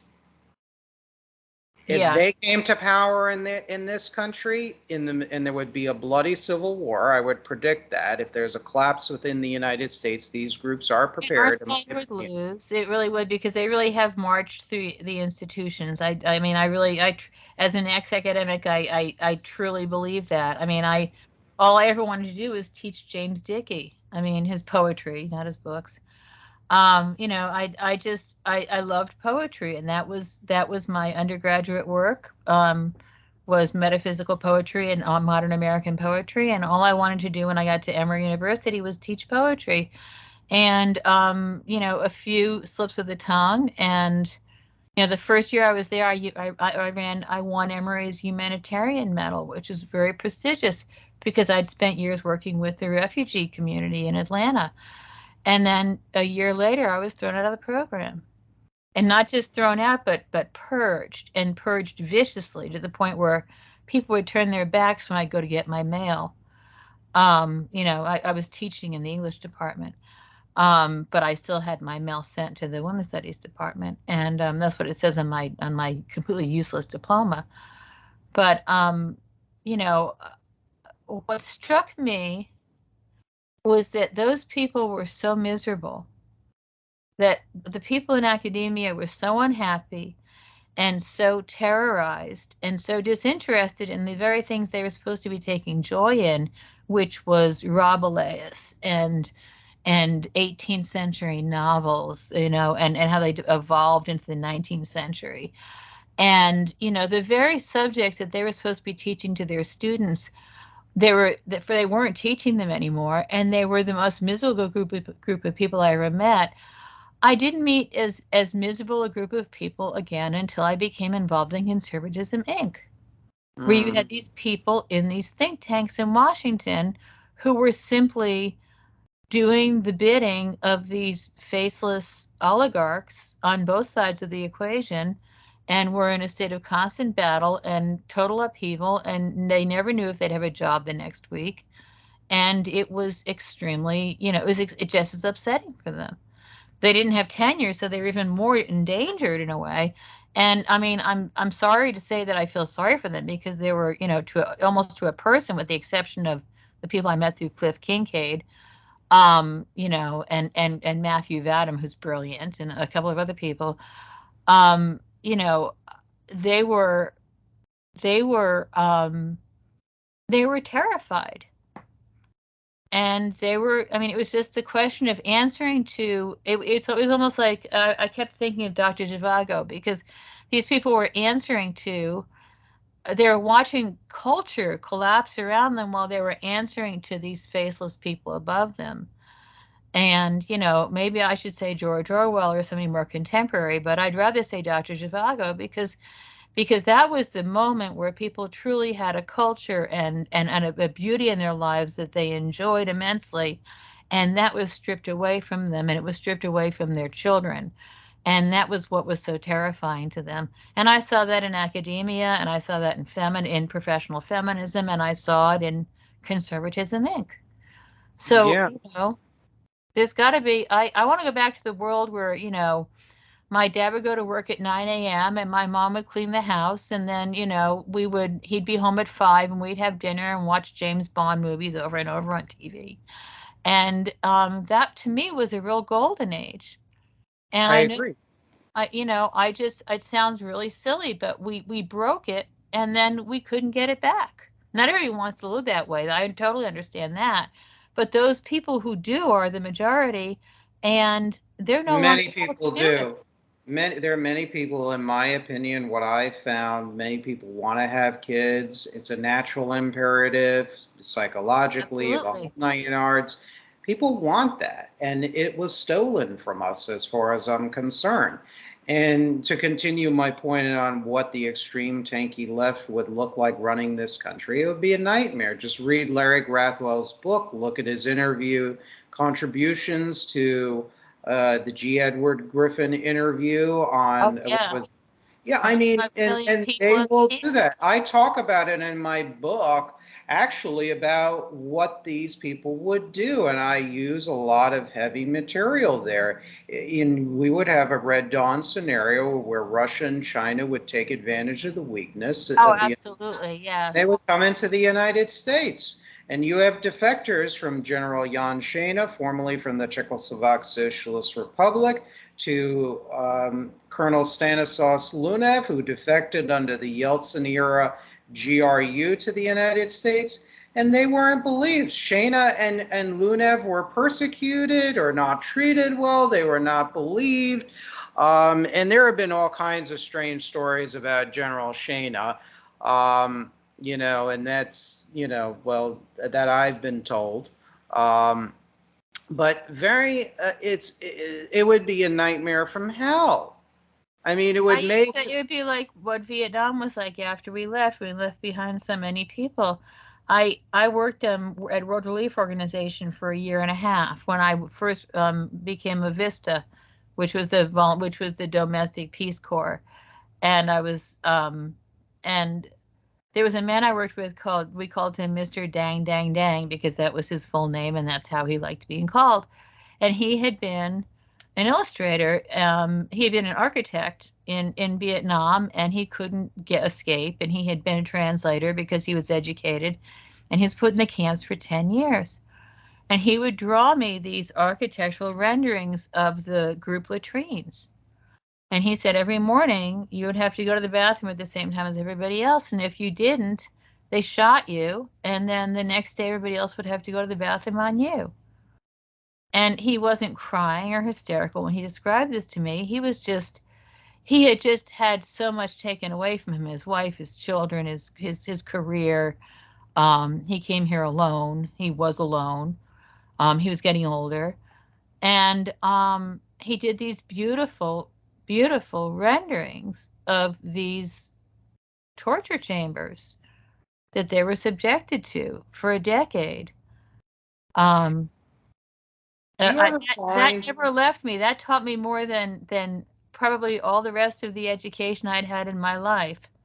You know what? It's interesting you mentioned that because I've known people from communist countries as I've elaborated through politics and my personal life and everything. And I find one of the most outstanding features of people who've lived in communism under some sort of communist dictatorship, trauma. They are traumatized. Yep, they are. Traumatized. There's an element of unintended distrust that's built into them. Not in an offensive way, but it's almost like it was built into them by the society. Fear. They're just waiting for it to happen. But it's very sad. So when I meet people like this, and when I then read about it, it just turns my stomach. And that's why I can never ever fully go on to tanky left, because they, in the name of anti-imperialism, they want to collapse the United States. They don't want to make it, quote, better or reform the real structural inequities to produce something better. They always produce something worse. And then the conservatives, so-called conservatives, well, I just find the only thing they want to conserve really for decades is the aggregated power and wealth of private sector oligarchs. Yeah, it must have been a real shocker to them when most of Wall Street went over to the Democrats. That must have made for a lot of sleepless nights for a lot of these people. They had certainly dedicated their entire lives to that sort of loyalty, and then it just turned out that they weren't the right people at the poker table. I mean, it's you know, both political parties to me are, you know, are so extraordinarily corrupt that you know, I registered as a Republican for a while, which I'd never done as a Democrat, just to run for office, and lost lost horribly. But the people who voted for me, I mean, they made it worth it to me, because they were the old farmers and the people who'd been here for a long time. And you know, I learned more about livestock than I ever thought I was going to. And you know, I've lost my horrific fear of cows for the most part. Well, maybe not completely, but but So they were just so fun to be around, as opposed to other people. They had just been in their farms their whole lives, and they, you know, I was proud to get those votes. I mean, I came in third anyway, but I was still so proud at the people who had voted for me. It just made me feel like that chapter of my life I would never, ever, ever do again. You would have to use electrodes to force me to register to run again. But it was, you know, at the end of the day, I had a list of all these people who were farmers that I just became very fond of. And you know, every aspect of politics in this country has, I mean, the refugees and immigrants I worked with, I didn't like all of them. I could never warm to the Afghanis or the Syrians because of the way they treated their women. I was repulsed. You know, the Cambodians were very shy. The Vietnamese were my favorite culture ever. I mean, I had worked with them beforehand laying carpet at the World Congress Center, and that's how I ended up being a refugee worker, because I learned a little bit of Vietnamese because it's similar to French. right. And this was the most optimistic. I mean, they've been through the worst of the worst. No, I'm not saying the worst in the world, but they've just been through such terrible things for generations, and yet they had such, they had absorbed every culture that had taken them over, and they had taken the best things from them, and they were funny as a group, and they were united as a group, and they were, I mean, every day of being around them, they were just so happy to still be alive and be here, that it made me very ashamed of my petty, you know, complaints. Mm-hmm. And I became very, I mean, there wasn't a minute with that group of people that I didn't just thoroughly enjoy, um, except for their raw pork sausages, which was appalling to me. Different story there. Yeah, and the raw duck blood, yeah, special feast banquet. Those are the only two times that I didn't enjoy being in their company. But other than that, those two very specific things. Um, it was just, I mean, there were people who'd been nuns who'd been trained by the French, and there were people, they had developed they had such a sense of humor that was similar to our sense of humor for some reason, that I realized that these people were just very good at adapting to anything that was thrown at them, and everything was. And if they made it here, I mean, even Mr. Dang Dang Dang, he did comic books in his spare time. He loved Marvel comic books, and he did his version of Marvel comic books in his spare time. Here's somebody who spent 10 years being tortured in a camp, and he couldn't be happier. And he was haunted, but he was very resilient. Yeah, and sometimes, you know, adversity either breeds cowardice or resilience. And, you know, it just, I guess it depends on who you are. You know, I'm not super religious, but I do believe in God. I do pray, even with my girlfriend. And, you know, I look at that. Sometimes God really leads you. I could reflect on my experience. I think there are many times where he's led me, as well as perhaps you, and also Mr. Dang Dang, obviously, through a lot of adversity somehow or another. And, you know, I count the blessings that I have. You know, I had the privilege of interviewing a U.S. Senate candidate, TQ, or Tuan Nguyen. He was running for against both Val Demings and Marco Rubio as an independent. We had a great interview. It's on the program, and he's from Vietnam. In my high school, here's a story. I went to an elite private school in North Shore of Long Island, and they brought in a representative from the African National Congress to our school to speak on the human rights abuses of apartheid South Africa. This was when basically apartheid was on its way out in the early 1990s. And I'm not obviously a fan of apartheid. I mean, and again, that South Africa, and that's one of the things that upset me about the Birchers is that they embrace highly collectivistic or socialistic authoritarian societies that were, quote, anti-communist, like Franco's Spain and whatnot.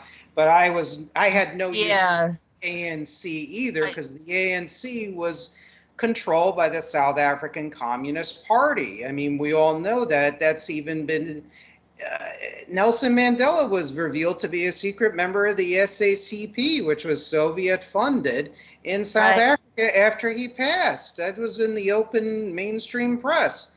So I said at the time, and I was a young conservative Republican, I said, this is not right. We're basically treating a representative for a terrorist communist organization that was an instrument of Soviet foreign policy as a legitimate speaker of human rights. So let's have somebody else. So I was involved with the local, and it was Amnesty International that brought our Amnesty International. So they've turned out to be quite a disappointment to me. So we brought Dith Pran, who was a reporter for the New York Times, who suffered. I know who that is. Yeah, nice man, really, really nice. Staunch anti-communist too, by the way. And if I recall correctly, we talked about the anti-war left in the United States, and he was not thrilled with them either, to put it mildly. That's one in the New York Times, yeah. and we also brought in Renchen Darlo, who was the Dalai Lama's chief representative to North America at that time, to speak about the Chinese Communist Party's genocide against Tibetan culture and its people too as well. So it's like, I guess now that and you're right, even in my personal life, people I've met, people I've dated since my divorce, one of the positive things about immigrants coming into this country, one of the net positives, are they tend to provide education to Americans of what it's truly like to live in what I term scientifically managed forms of totalitarian control. And they're really point, and now that's changing. And that's a really sad thing to have change in America. And they did, and some do. I mean, and they're younger. I mean, but it's unfortunate, and they provide that educational experience. The ones that don't, I mean, perhaps we can have a whole different show on why that's the case, and that's very unfortunate.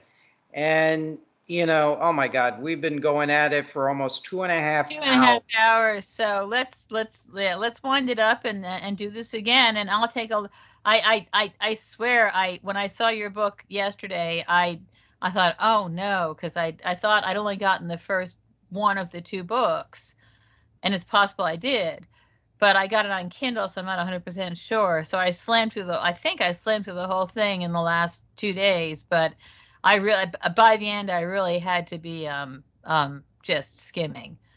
Yeah, you can't read it in one sitting. You can't read it in one sitting. No, you can't. I almost did though.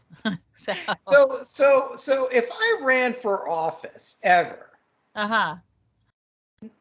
number one, I'd be poop out of luck to substitute. It totally depends where you are. That part of Florida is such a strange place that it'd be hard to say. What kind of district, based on my views, do you think I could run and have any shot? In Broward County? I mean, not Broward County. Not with the Republicans or the Democrats. They hate the Democratic Party. I worked actually for a progressive populist, and they hate progressive populists down here. And the Broward Democrats, they hate progressive populists. I know Tim Canova, and it's documented he was screwed by the Broward Democrats and the national apparatus against Debbie Wasserman Schultz. I actually saw her one time when I was in Washington, D.C., when I was part of the Coalition for a Prosperous America. I get a very cold vibe from her. I held the door because I'm an old-fashioned gentleman. I always like to hold the door for women and older people and physically challenged people and whatnot. Not, she just darted right by, not a thank you, hello, just like cold. It's like, and every single person I've been with, they always say thank you. The elderly girlfriends, they like kind of the gentleman thing. And that's the way I was kind of raised, to be polite. But it's like, boy, I got a bad vibe about her. So it's like, but anyways, so where in the country do you think a dude like me can run, or people like us? Back on Long Island. I mean, it's my brother has been in the Hudson Valley in New York for his whole life, and he does a lot. I mean, he runs a lot of political things behind the scenes, but he will not step out in front because he'd rather have a life and be the person behind the screen. I think that's a very smart choice. I mean, he's very accessible to people in his party. I don't mean he's tricking anybody, but he has no personal skin in the game. He has no ego, and he's been extremely successful in ways that in a very challenging environment. So New York is getting kind of fed up. I mean, New York is he told me, and he's always right. New York told me that New York was going to, was really going to surprise some people, and I believe him. So yeah, I mean, I've looked at it. I like what I do now in my political life. Long Island when you can be in Miami, honestly. I think I really don't have any desire to move back to Long Island, New York, for a variety of reasons. I think the Florida state government, for the most part, I mean, it's a plutocracy. There are a few good Democrats and Republicans. It is. They run some things well, some things not so well, but Yeah, it's they could do a lot better in making this state a better place to live. But that's a whole different discussion for a different day. And the Democratic Party down here is totally feckless. I've said on messages on Facebook, they need to make their campaign, they need to drop the social issues, and they need to make their focus in on building stronger families, but using that as a tool, economics, bread and butter issues, quit the social liberalism and try and marry. Kyle Kulinski, who's a YouTuber, said this: if you want to prepackage progressive populist by FDR standards, with obviously still maintaining capitalism, he said that's the way to go.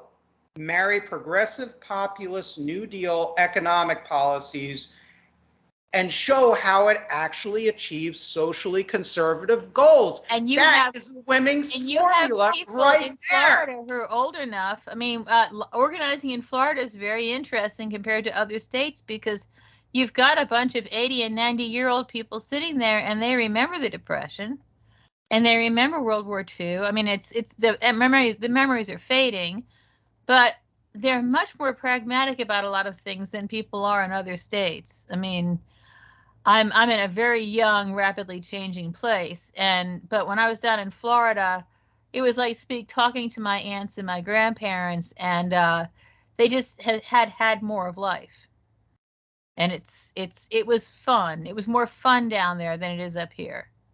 And I think far. Yeah. If I had to choose, I probably would, if I were to run as a Democrat, I would run outside the major urban areas, because in my book on the domestic level, I try to, without being a Marxist or a socialist as properly defined, meaning in Coke land, anybody who believes in any kind of regulation or tax is automatically a socialist. So I can't run with those people in any Republican outfit in this state. But if I were to run as a Democrat, I would use the formula of marrying progressive New Deal, economic nationalism, combine that economic populist policies within a capitalist framework, and marry that with a palatable, socially conservative outcome. And I think that is a winning formula. And I've actually told this to Democratic forums. I get a few laughing emojis. I get a lot of people liking it. They need to. If you were in Orlando, they would like it. If you were right outside of Orlando, they would like it. Of course, you'd have to live in Orlando. Exactly. And I like it down here. I got a 22 year I like plus. Ruskin. If I had a lot of money, I'd be back in Ruskin, and which is an intersection by Sun City Center. And they grow tomatoes. But it's to me, it's home. I haven't been up in New York for decades, and I do miss it. It's just a whole bunch of farmers and Catholics, and with a very strange history, and not as strange. They're very pragmatic up there. Like my daughter, she goes to Circus Smirkus camp. I mean, she's amazing with the lira, the silks, what you would see at Cirque du Soleil. And, she, and one of her friend's dads, we were talking, and he lives in Vermont. He's a lawyer originally from New Jersey. And getting the feel of the people in Vermont, I actually like them better than the Republicans in the Tea Party types, the hardcore free market types, who are more ideological or invested in preserving their wealth, not necessarily to the national interest. But I find the people in Vermont and upstate New York, Adirondack region, talking with them to be very practical. And I tend to be very non-ideological. My priority is the preservation of the nation, our country, in perpetuity. And that I don't want it to see, and to illustrate to the audience, I don't want to see an outcome like Red Dawn, or if you remember the miniseries America with Chris Christopherson, spelled with a K, which was also novelized about a Soviet occupation of the United States, where you had American leftists collaborating and highly corrupt and the country starving to death. I don't want that.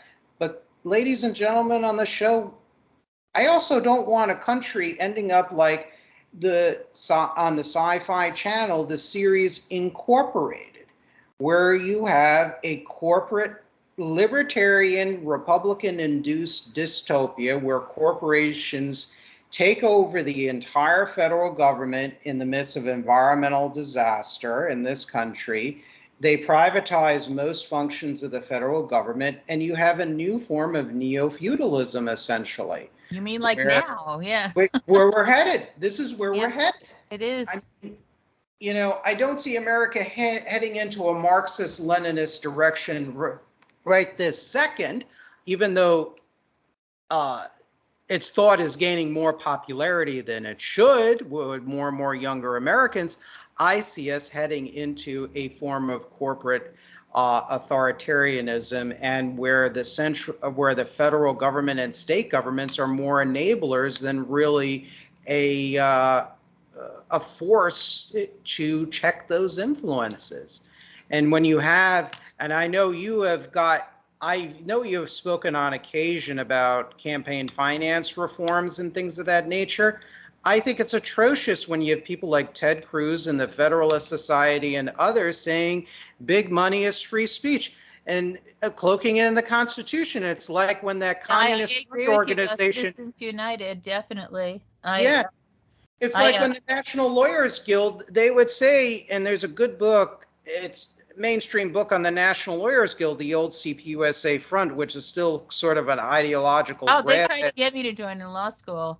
Ugh, they're it pressured me hard because, like I said, I'm 56, and I came from that generation where only 1 in 200 people were politically active.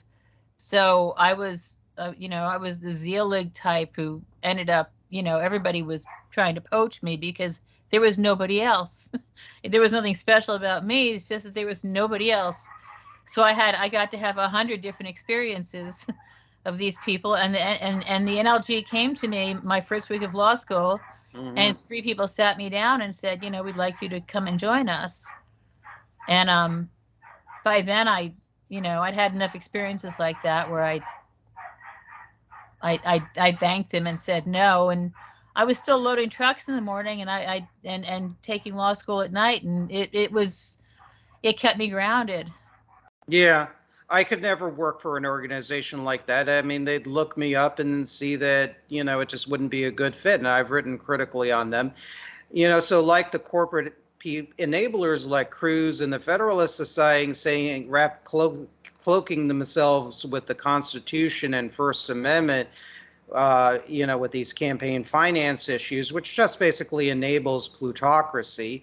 The National Lawyers Guild, their presidents like David Brin and others, they would say basically, we want to use the bourgeois system and bourgeois rights to bury the bourgeois system. And that's what the major multinationals, it's all cynical. It's all competing power centers. The corporate right wants to enable oligarchy. They will use that privatized oligarchy, and they'll draft lofty sounding phrases like economic freedom and all the rest of it to bury really freedom of social mobility, amongst other things. And then the extreme tanky left organizations, their legal fronts like the NLG, they'll use buzzwords like constitutional rights and social justice and everything to promote their version of what is a communist revolution, a new state system of slavery. And hence why you and I are politically homeless, and why I reach out to guests who are not in the mainstream of American politics. Because I guess the purpose of this show, and you probably have heard of him, I've been on his show before he died, Chuck Harder. I would like to recreate, ideally, a show like Chuck Harder, who pissed off both the right and the left on disparate issues. He could never make up his mind where he was fully politically. He, in one book, termed him a radical centrist populist. And I guess that's where I would be, in some degrees you would be as well. And I would like to see this come back to the political fore. I hope so too. I mean, I think it's our best chance. However, I don't believe with the education, the generations coming up are going to see that be the outcome. I'm just going to hide in the woods when it gets worse, because I've spent most of my life fighting these fights, and the more I learn, the more discouraged I become. I think Ted Cruz is a wonderful human being. He adopted his sister's children and raised them, and he had no choice. If he wanted to run for president, he had no choice but to crawl on his knees to Club for Growth and close the door behind him and take their money and make his promises. And I was thrilled to see Trump run. I was terribly, like Ann Coulter, I was terribly disappointed in the outcome. But I remember what he and Giuliani did in New York back in the 80s when it was a hellhole, and I appreciated him for that. And I knew things about him that never became part of the campaign that were admirable things.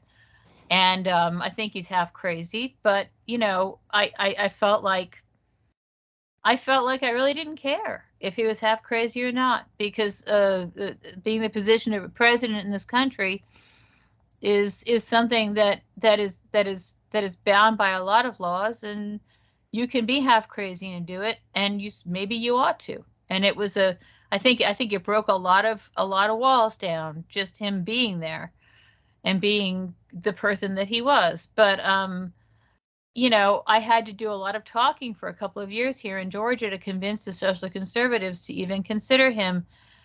I just kept saying to them, he's the only person who didn't walk through that door in Club for Growth. He didn't have to, and he didn't walk through the door. And everybody else running did. So that's the only thing that matters to me. Yeah, I supported Trump, and this will be our last topic, our opinion Sure. of Trump, and then we'll go, and then we'll off air, we can plan future shows and whatnot.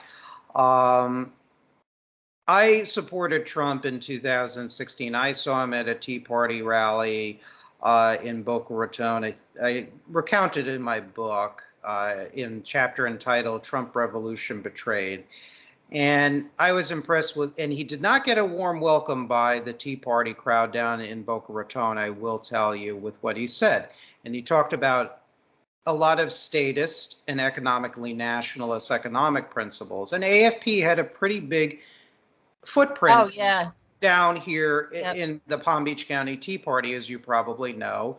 I know some of them. Very Yes. nice. If you know Sid Dinerstein, he's a nice man. I've dealt with him, but ideologically, he's a hardcore Reagan free market globalist. I remember interviewing him for a Republican Party newsletter, and he was talking about how protectionism is, quote, welfare for American companies.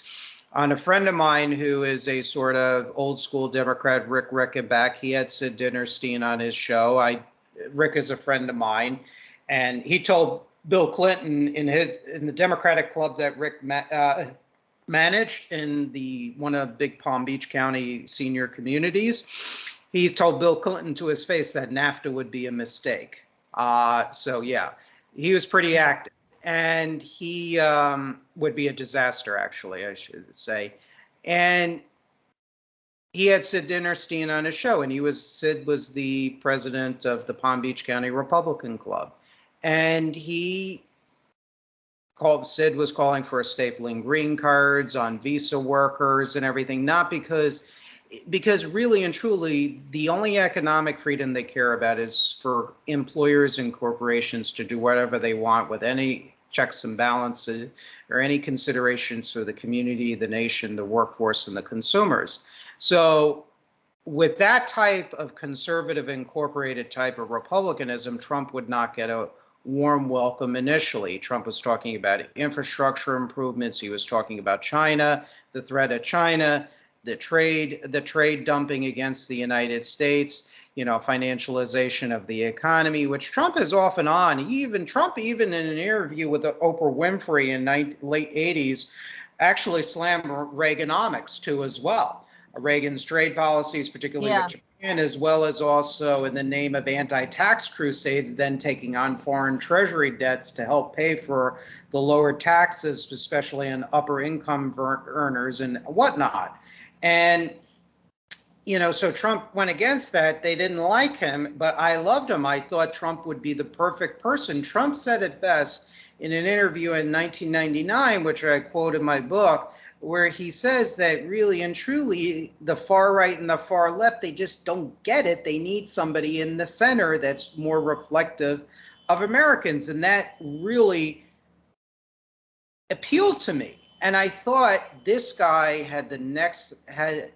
could be, if he wanted to, the next FDR, the next Abe Lincoln, the next George Washington, the next Teddy Roosevelt. And I think his biggest mistake is he didn't create a mass movement based on his principles. In my opinion, if I had that kind of money and media influence, I would reverse what the Koch brothers do and create my own political infrastructure by stealing their playbook, but being very honest with the American people with what we wanted, and just go forth from that point onwards. I mean, at first I thought Trump should have done his third party, but I think before running a presidency, if you want the popular will of the American people to be implemented, you have to have your own political superstructure if you're a patriotic billionaire. Yeah. Where do you, and I'm not going to go over where I think Trump failed or messed up, and I think he did good things, 25% of the things he's done good. I want to hear your opinion. What is your report card of the Trump administration, things you agreed with and disagreed with, and why? I think that I'll quote Ann Coulter. He ran on immigration and then didn't act on it. That would have been the most important thing for him to do. And I agree with you that he could not run third party the first time, but he should have run third party the second time. Ooh, he should have built an infrastructure like Soros's or like the Kochs, and surrounded himself with a lot of people who think like we do, and and it would be a very diverse group of people, but we'd have certain things in common, and that would have been enough. I think it really would have been enough, and maybe he would have been scared enough after, nearly losing, the second election, if he could have won it, that he would actually get some of his agenda done. But I think he did a lot of good things for us, and I think one of the best things he did was actually show us that there was an alternative. Well, I think the things that Trump did, I think the tariffs were good. I think, unfortunately, conservative incorporated pull him in other directions regarding tax policy and deregulation and defunding in the initial Mulvaney engineered budget, the manufacturing institutes. They did. Yeah. In the name of less government, that was a huge mistake. But I think the tariffs were good. I think Trump's public message on the threat of China. Now China has become a focus of political campaigns. And I think that's all because Trump made it cool to talk about that. And speech matters. And he was one of a handful of people who understood that we were losing something there. Yeah, I agree. And I think with Trump, his two best appointments were Peter Navarro and Robert Lighthizer. They were good on the trade front. I would include Jeff Sessions. I forgot about, I have a lot of respect for Jeff Sessions, actually. I followed his career closely, and I was very demoralized to see him being persecuted by Trump supporters and Trump himself. Yes. He's a good person, and a very decent person, and I living in the South as, first an atheist and then a Catholic. I've always been in a minority, and I've often lived in rural areas, and I've often spoken to rural groups, and I usually start by saying, I'm a papist. Hi, I'm a papist, and the Pope is a communist, and that usually breaks the ice. and then I'm able to go from there, and and I've only once in my entire life had somebody be negative about my religion, because I'm upfront about it, and that was in the Villages. And the woman running the group, I told her about it, and she said, well, he's very senile, the person who did this, and he comes to the meetings, and we bring him home, and he meant you no harm, and I didn't get the sense either. So it's we have more in common than we don't. Yeah, the same way. I was mostly raised around Jewish people. I went to more bat mitzvahs than confirmation ceremonies when I was growing up in Poughkeepsie. My neighbors were either Chinese or Jewish. A couple Ukrainians. So they got to have 2 Christmases, and that would always irritate us. And it was a true little Simpsons town, and I miss that. Yeah, and I miss that too. And I think that should be the focus of conservatism again, is the preservation of communities. But unfortunately, when you hear conservatives talking about that, like, several on YouTube, like Steven Crowder or Ben Shapiro or others, or you mentioned Kevin Williamson of National Review, they don't care. They feel we're all disposable commodities. And community at most is just a punch word, but they don't have any serious plans to restore a sense of localized community. With Sessions, I actually had an experience with his office when I was part of the Coalition for Prosperous America. We actually visited with his then Chief of Staff, Rick Dearborn, and his office was very concerned about the Trans-Pacific Partnership, the trade threat of China. Whether we agree with him or we all agreed with him on other issues was immaterial. But he was one of the few Republicans, and Mr. Dearborn and the rest of his staff were one of the few Republican legislators at the time that really took us seriously and took our concerns seriously. Sessions was a real outlier, and this was back in 2012. He's a smart man. He's an extremely smart man. I'm very sorry about what happened to him. I'm very regretful that I supported a candidate who made his life hell, and he should still be in Washington. And it's a, there's very few people who've inspired me as much as he has, and he's the real deal. There's not that many people in Washington who are the real deal. There's only the only Republican I liked, and unfortunately he died. He passed away. He was endorsed by Jesse Helms' wife, as a matter of fact, against globalist corporate Wall Street hacks. It was Walter Jones. Walter Jones, look him up. He was a social conservative. He vocally opposed Citizens United. He voted against PNTR for Putin.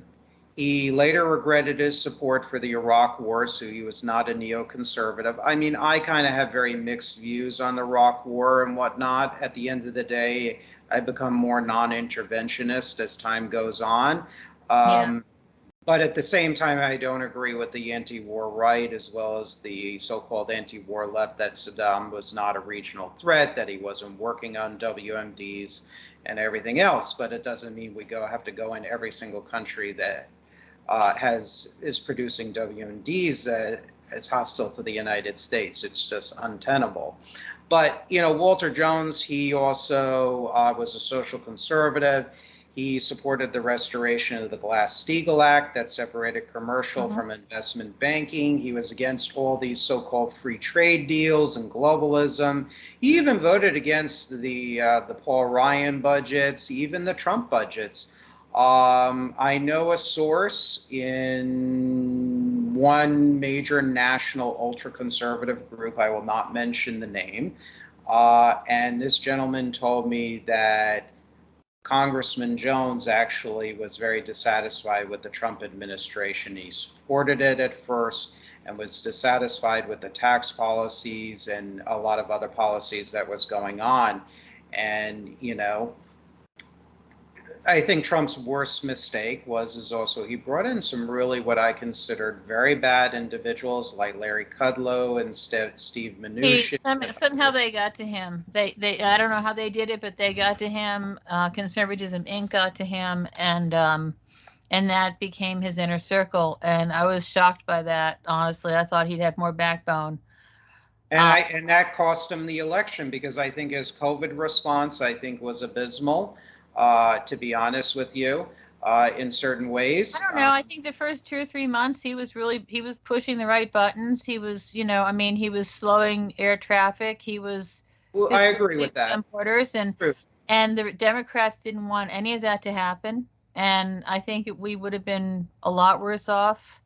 Hey, I'm from New York, and I have elderly relatives there, and in nursing homes, and I'd like to have, and I'm Italian. I'd like to have 5 minutes alone with either Cuomo. I really would. I have no use for the Cuomos. When I was on I-95 a few years ago in 2019, and they just renamed the Tappan Zee Bridge Governor. I wanted to throw up. I think I said on a Facebook post, I said, I don't care what they renamed it. It's still the Tappan Zee Bridge to me. And I'm saying this to a central New Yorker. With Trump, I agree with what he did with the policies you outlined there. I agree with that. That's a no-brainer. But I think when it came to reshoring the pharmaceutical industry and whatnot, and there were people in Congress like Bernie Sanders and Josh Hawley willing to really push that forward. And if he used his very public Twitter page to call out and mobilize people, blast the people within his own party to get this done, or to at least make people more mobilized about that, combined with the fact of giving real relief to Americans. I mean, I got to tell you, it's disgraceful that there was so much haggling over giving struggling Americans, a one-time payment that we're being unemployed en masse. And this includes businesses, including businesses I used to patronize as well, restaurants, etc.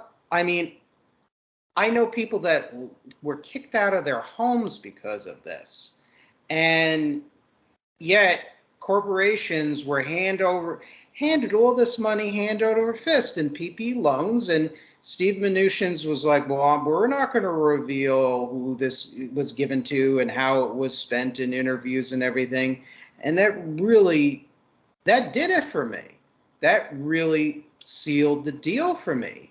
And he really squandered a wonderful opportunity. Everybody likes to say he has a big ego.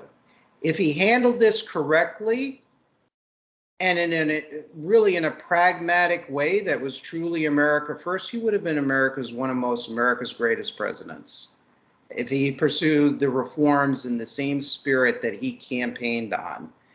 And I feel like he did a good medical job with the virus. I went to Emory, so I knew a lot of people at the CDC, and I worked in the late 80s, early 90s in AIDS outreach for non-English, non-Spanish speaking communities, which was mostly Korean massage parlor prostitutes and some Vietnamese prostitutes who'd come over here through Operation Homecoming who were young teens and being used by men and women. You know, the women were being used, but a lot of the young men were being used too, sexually. And I remember Fauci from back then and how irresponsible he was. And, you know, I just feel like I think that Trump's big mistake was not just getting rid of him right away, just to reassure the public that there were plenty of very competent people at the CDC, because I know some of them, and bring in some more competent people and showing that, you know, he was paying attention. Why would you keep this enormous piece of medical baggage around who's turned his life into an attention-seeking game when he doesn't have that much to offer medically? I think I have never really thought about the financial side of it because I was very focused on the medical side of it. And everybody was faced with an impossible situation and a brand new situation. I don't think, I don't blame Democrats or Republicans or people in other countries for making different types of decisions about the virus and inoculations and the social choices they made. There's some countries that have been through a whole lot of types of diseases like this, and they made decisions that were based on their own cultural memories. For us, it was a very new situation, and I don't think it could have been handled better. I think it was the best that you could do, except that there was this one person who was inserting themselves in it who was already damaged goods and had an entire lifetime at the top of Health and Human Services and the allergy and infectious disease portion of it. And there was just no reason. If they had just removed him, it would have taken one roadblock away from people on both sides of the political equation, maybe coming to some agreement about what to do medically. Financially, you give me some things to think about, but I think we should think about them next because it's almost 6 and. Yeah, I think if Trump had bedtime, yeah. I think if Trump had the right economic and policy team, I think the outcome would have been different, to make my point succinct. With Dr. Fauci, my concerns about grouchy Fauci is from a national security point of view. I lost a lot of respect for Dr. Fauci when it was revealed. And Rand Paul, a lot of things I disagree with him on, but he was correct, along with other elected officials on this, was his cooperation with the People's Republic of China's biological labs. And I know the French have also provided technology for Wuhan Institute of Virology too. And that is very concerning because totalitarian geopolitical enemies, Iraq under Saddam, the Soviet Union, and whatnot, Germany under the Third Reich, Montague they did not. incorporate all this dual use technology. The Cubans have done the same thing. They incorporate this dual use technology into their weapons programs. And I think really and truly, Fauci should have been, his ass should have been hauled before a congressional committee, and he needed to be made to answer these different emails and documents and really talk about the veracity of it. And if found really guilty of this bad policy misdeeds, should have been held accountable in some fashion or another. I lost a lot of respect about when I found all respect for him, and that's kind of my take on Dr. Fauci. I mean, as you know, my area of expertise is, I'm not a scientist. I'm more into the history and the national security, domestic security. And that's where, no pun intended, Dr. Fauci has a big red flag by him. Yeah, public policy. Yep. Yeah, that's very disconcerting. And there was no reason to just keep him. I mean, it was just incoherent to me that you would keep him when he had made such a mess of his AIDS interventions. Yeah. Why not just like get rid of him and find somebody that you could barely do worse. There's plenty of good people in the field.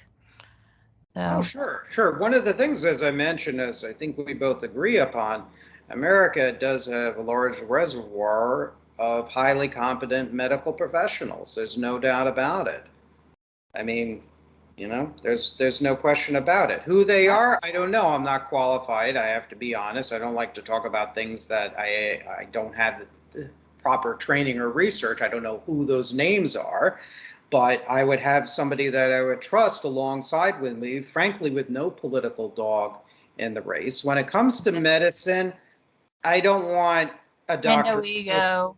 And, no going to Broadway shows and then taking a bow on the stage and all the other things he did that were just repulsive to me. Yeah, it's just, I rather would just have a non-political doctor, not of the far left, not of, extreme conservative or Reaganite or whatever. That I've met don't, they don't care. They're just let them do their job with the science, and that's it. Yeah. Well, I've enjoyed talking to you, but I go to bed. I do farmer's hours now. It's just not because I'm a farmer, but because I'm surrounded by them. And if the roosters don't wake me, the cows will. So I haven't totally gotten over the cow thing yet, but it's I think they are in for us a little bit. They are pretty large, but it gets loud here early in the morning, so I call it an early night. Well, I hear the birds and the ducks here, and I like birds and ducks. In fact, I have like 21 figurines of birds and ducks alone in my apartment. So that's what happens when you have a child who loves animals. I mean, even though she doesn't live with me, and now with paddleboarding, stand-up paddleboarding and the fitness and everything, you have the chance to see the wildlife down here, and it's just beautiful. Florida's beautiful. I miss Florida. I love Florida. Yeah. I won't leave Florida for New York, so no go on the Long Island thing. Sorry. Yeah, I absolutely love Florida. I just remember getting off the plane the first time and thinking, oh no, the chameleons are loose. I don't want them in cages. Yeah, I mean, you get to do the water sports, physical sports. You do have a lot of the different cultures down here. I enjoy trying different foods and seeing the art and the history. I like that. The diversity is a good thing. And I have family down here, and, I have a girlfriend that I've been seeing 4.5 months, and she's really cool. So it's like, I have a lot of things set here. So it's like, and my daughter's still down here, and I don't want to move. I just don't think it really pays, literally. So, and New York, I don't know if I would survive politics up there either. I mean, they don't like populists up there. I think some of their populist insurgents have been also defeated too as well. I think we have to wait for the right moment. And unfortunately, one of the few things I'm pessimistic about, because generally I'm pretty optimistic, one of the few things I'm pessimistic about in the short and midterm is the future of the country. I think this country is going to have to go through some very, very hard times, a catastrophe catastrophe of massive proportions, and I think that will galvanize people. James Burnham talked about it, according to Sam Francis. Yeah. He talked about how James Burnham was trying to find an elite in this country back in the 60s, and you know what James Burnham wrote, according to Sam Francis? He said that it's going to be the everyday people, the small business people, the housewives, the workers, the professionals like us, the average nameless, faceless people. And those are the people that are going to come to the fore. Because, in my opinion, our ruling class, both economically and politically, with few exceptions, they don't deserve to govern. They're our inferiors. Compared to a brilliant mind like you or Jeff Nyquist or others, whether we agree or disagree, you know, we got a lot of good, like we have a lot of good medical professionals here. There's a lot of really smart people I've met on the patriotic left and the patriotic right, non-political people and centrists that really should have a shot and develop a true elite, a true aristocracy of talent that's still in touch with the popular masses. Well, if James Burnham had actually managed to boot William Buckley back into his his preferred social group of Norman Mailer and the Kennedys, then perhaps we'd have a different country. Perhaps we would. So, are you interested in coming on more episodes of the show? Yeah, this has been a very illuminating conversation. I hope you write a book. You need to write a book. I've been working on one for a while, but I'm a very slow writer. I've been writing a book called Diary of a Political Idiot, because I made every mistake that exists. So, but I finally feel comfortable with where I'm at. Well, I'd love when you do finish it, we'll stay in touch. We'd love for you to promote your book. I love the title already. Diary of a Political Idiot. I stole it from somebody Eastern European, so. But it hasn't been translated, so, I'm not going to worry about it too much. So thank you so much for, gracing our show with your presence, with your knowledge and your experience. Let's talk off air about setting up future times, and we will go from there. Sure, absolutely. It was great talking to you. Great talking with you. Thank you all for joining us. I'll be uploading this soon, hopefully, and in the next, hopefully, 24 to 48 hours, if not less. And thank you all for joining us. God bless you all. Be safe. God bless America, and enjoy your weekend and stay safe. Thanks, Nevin. Nice talking. Pleasure. Bye-bye. Bye-bye.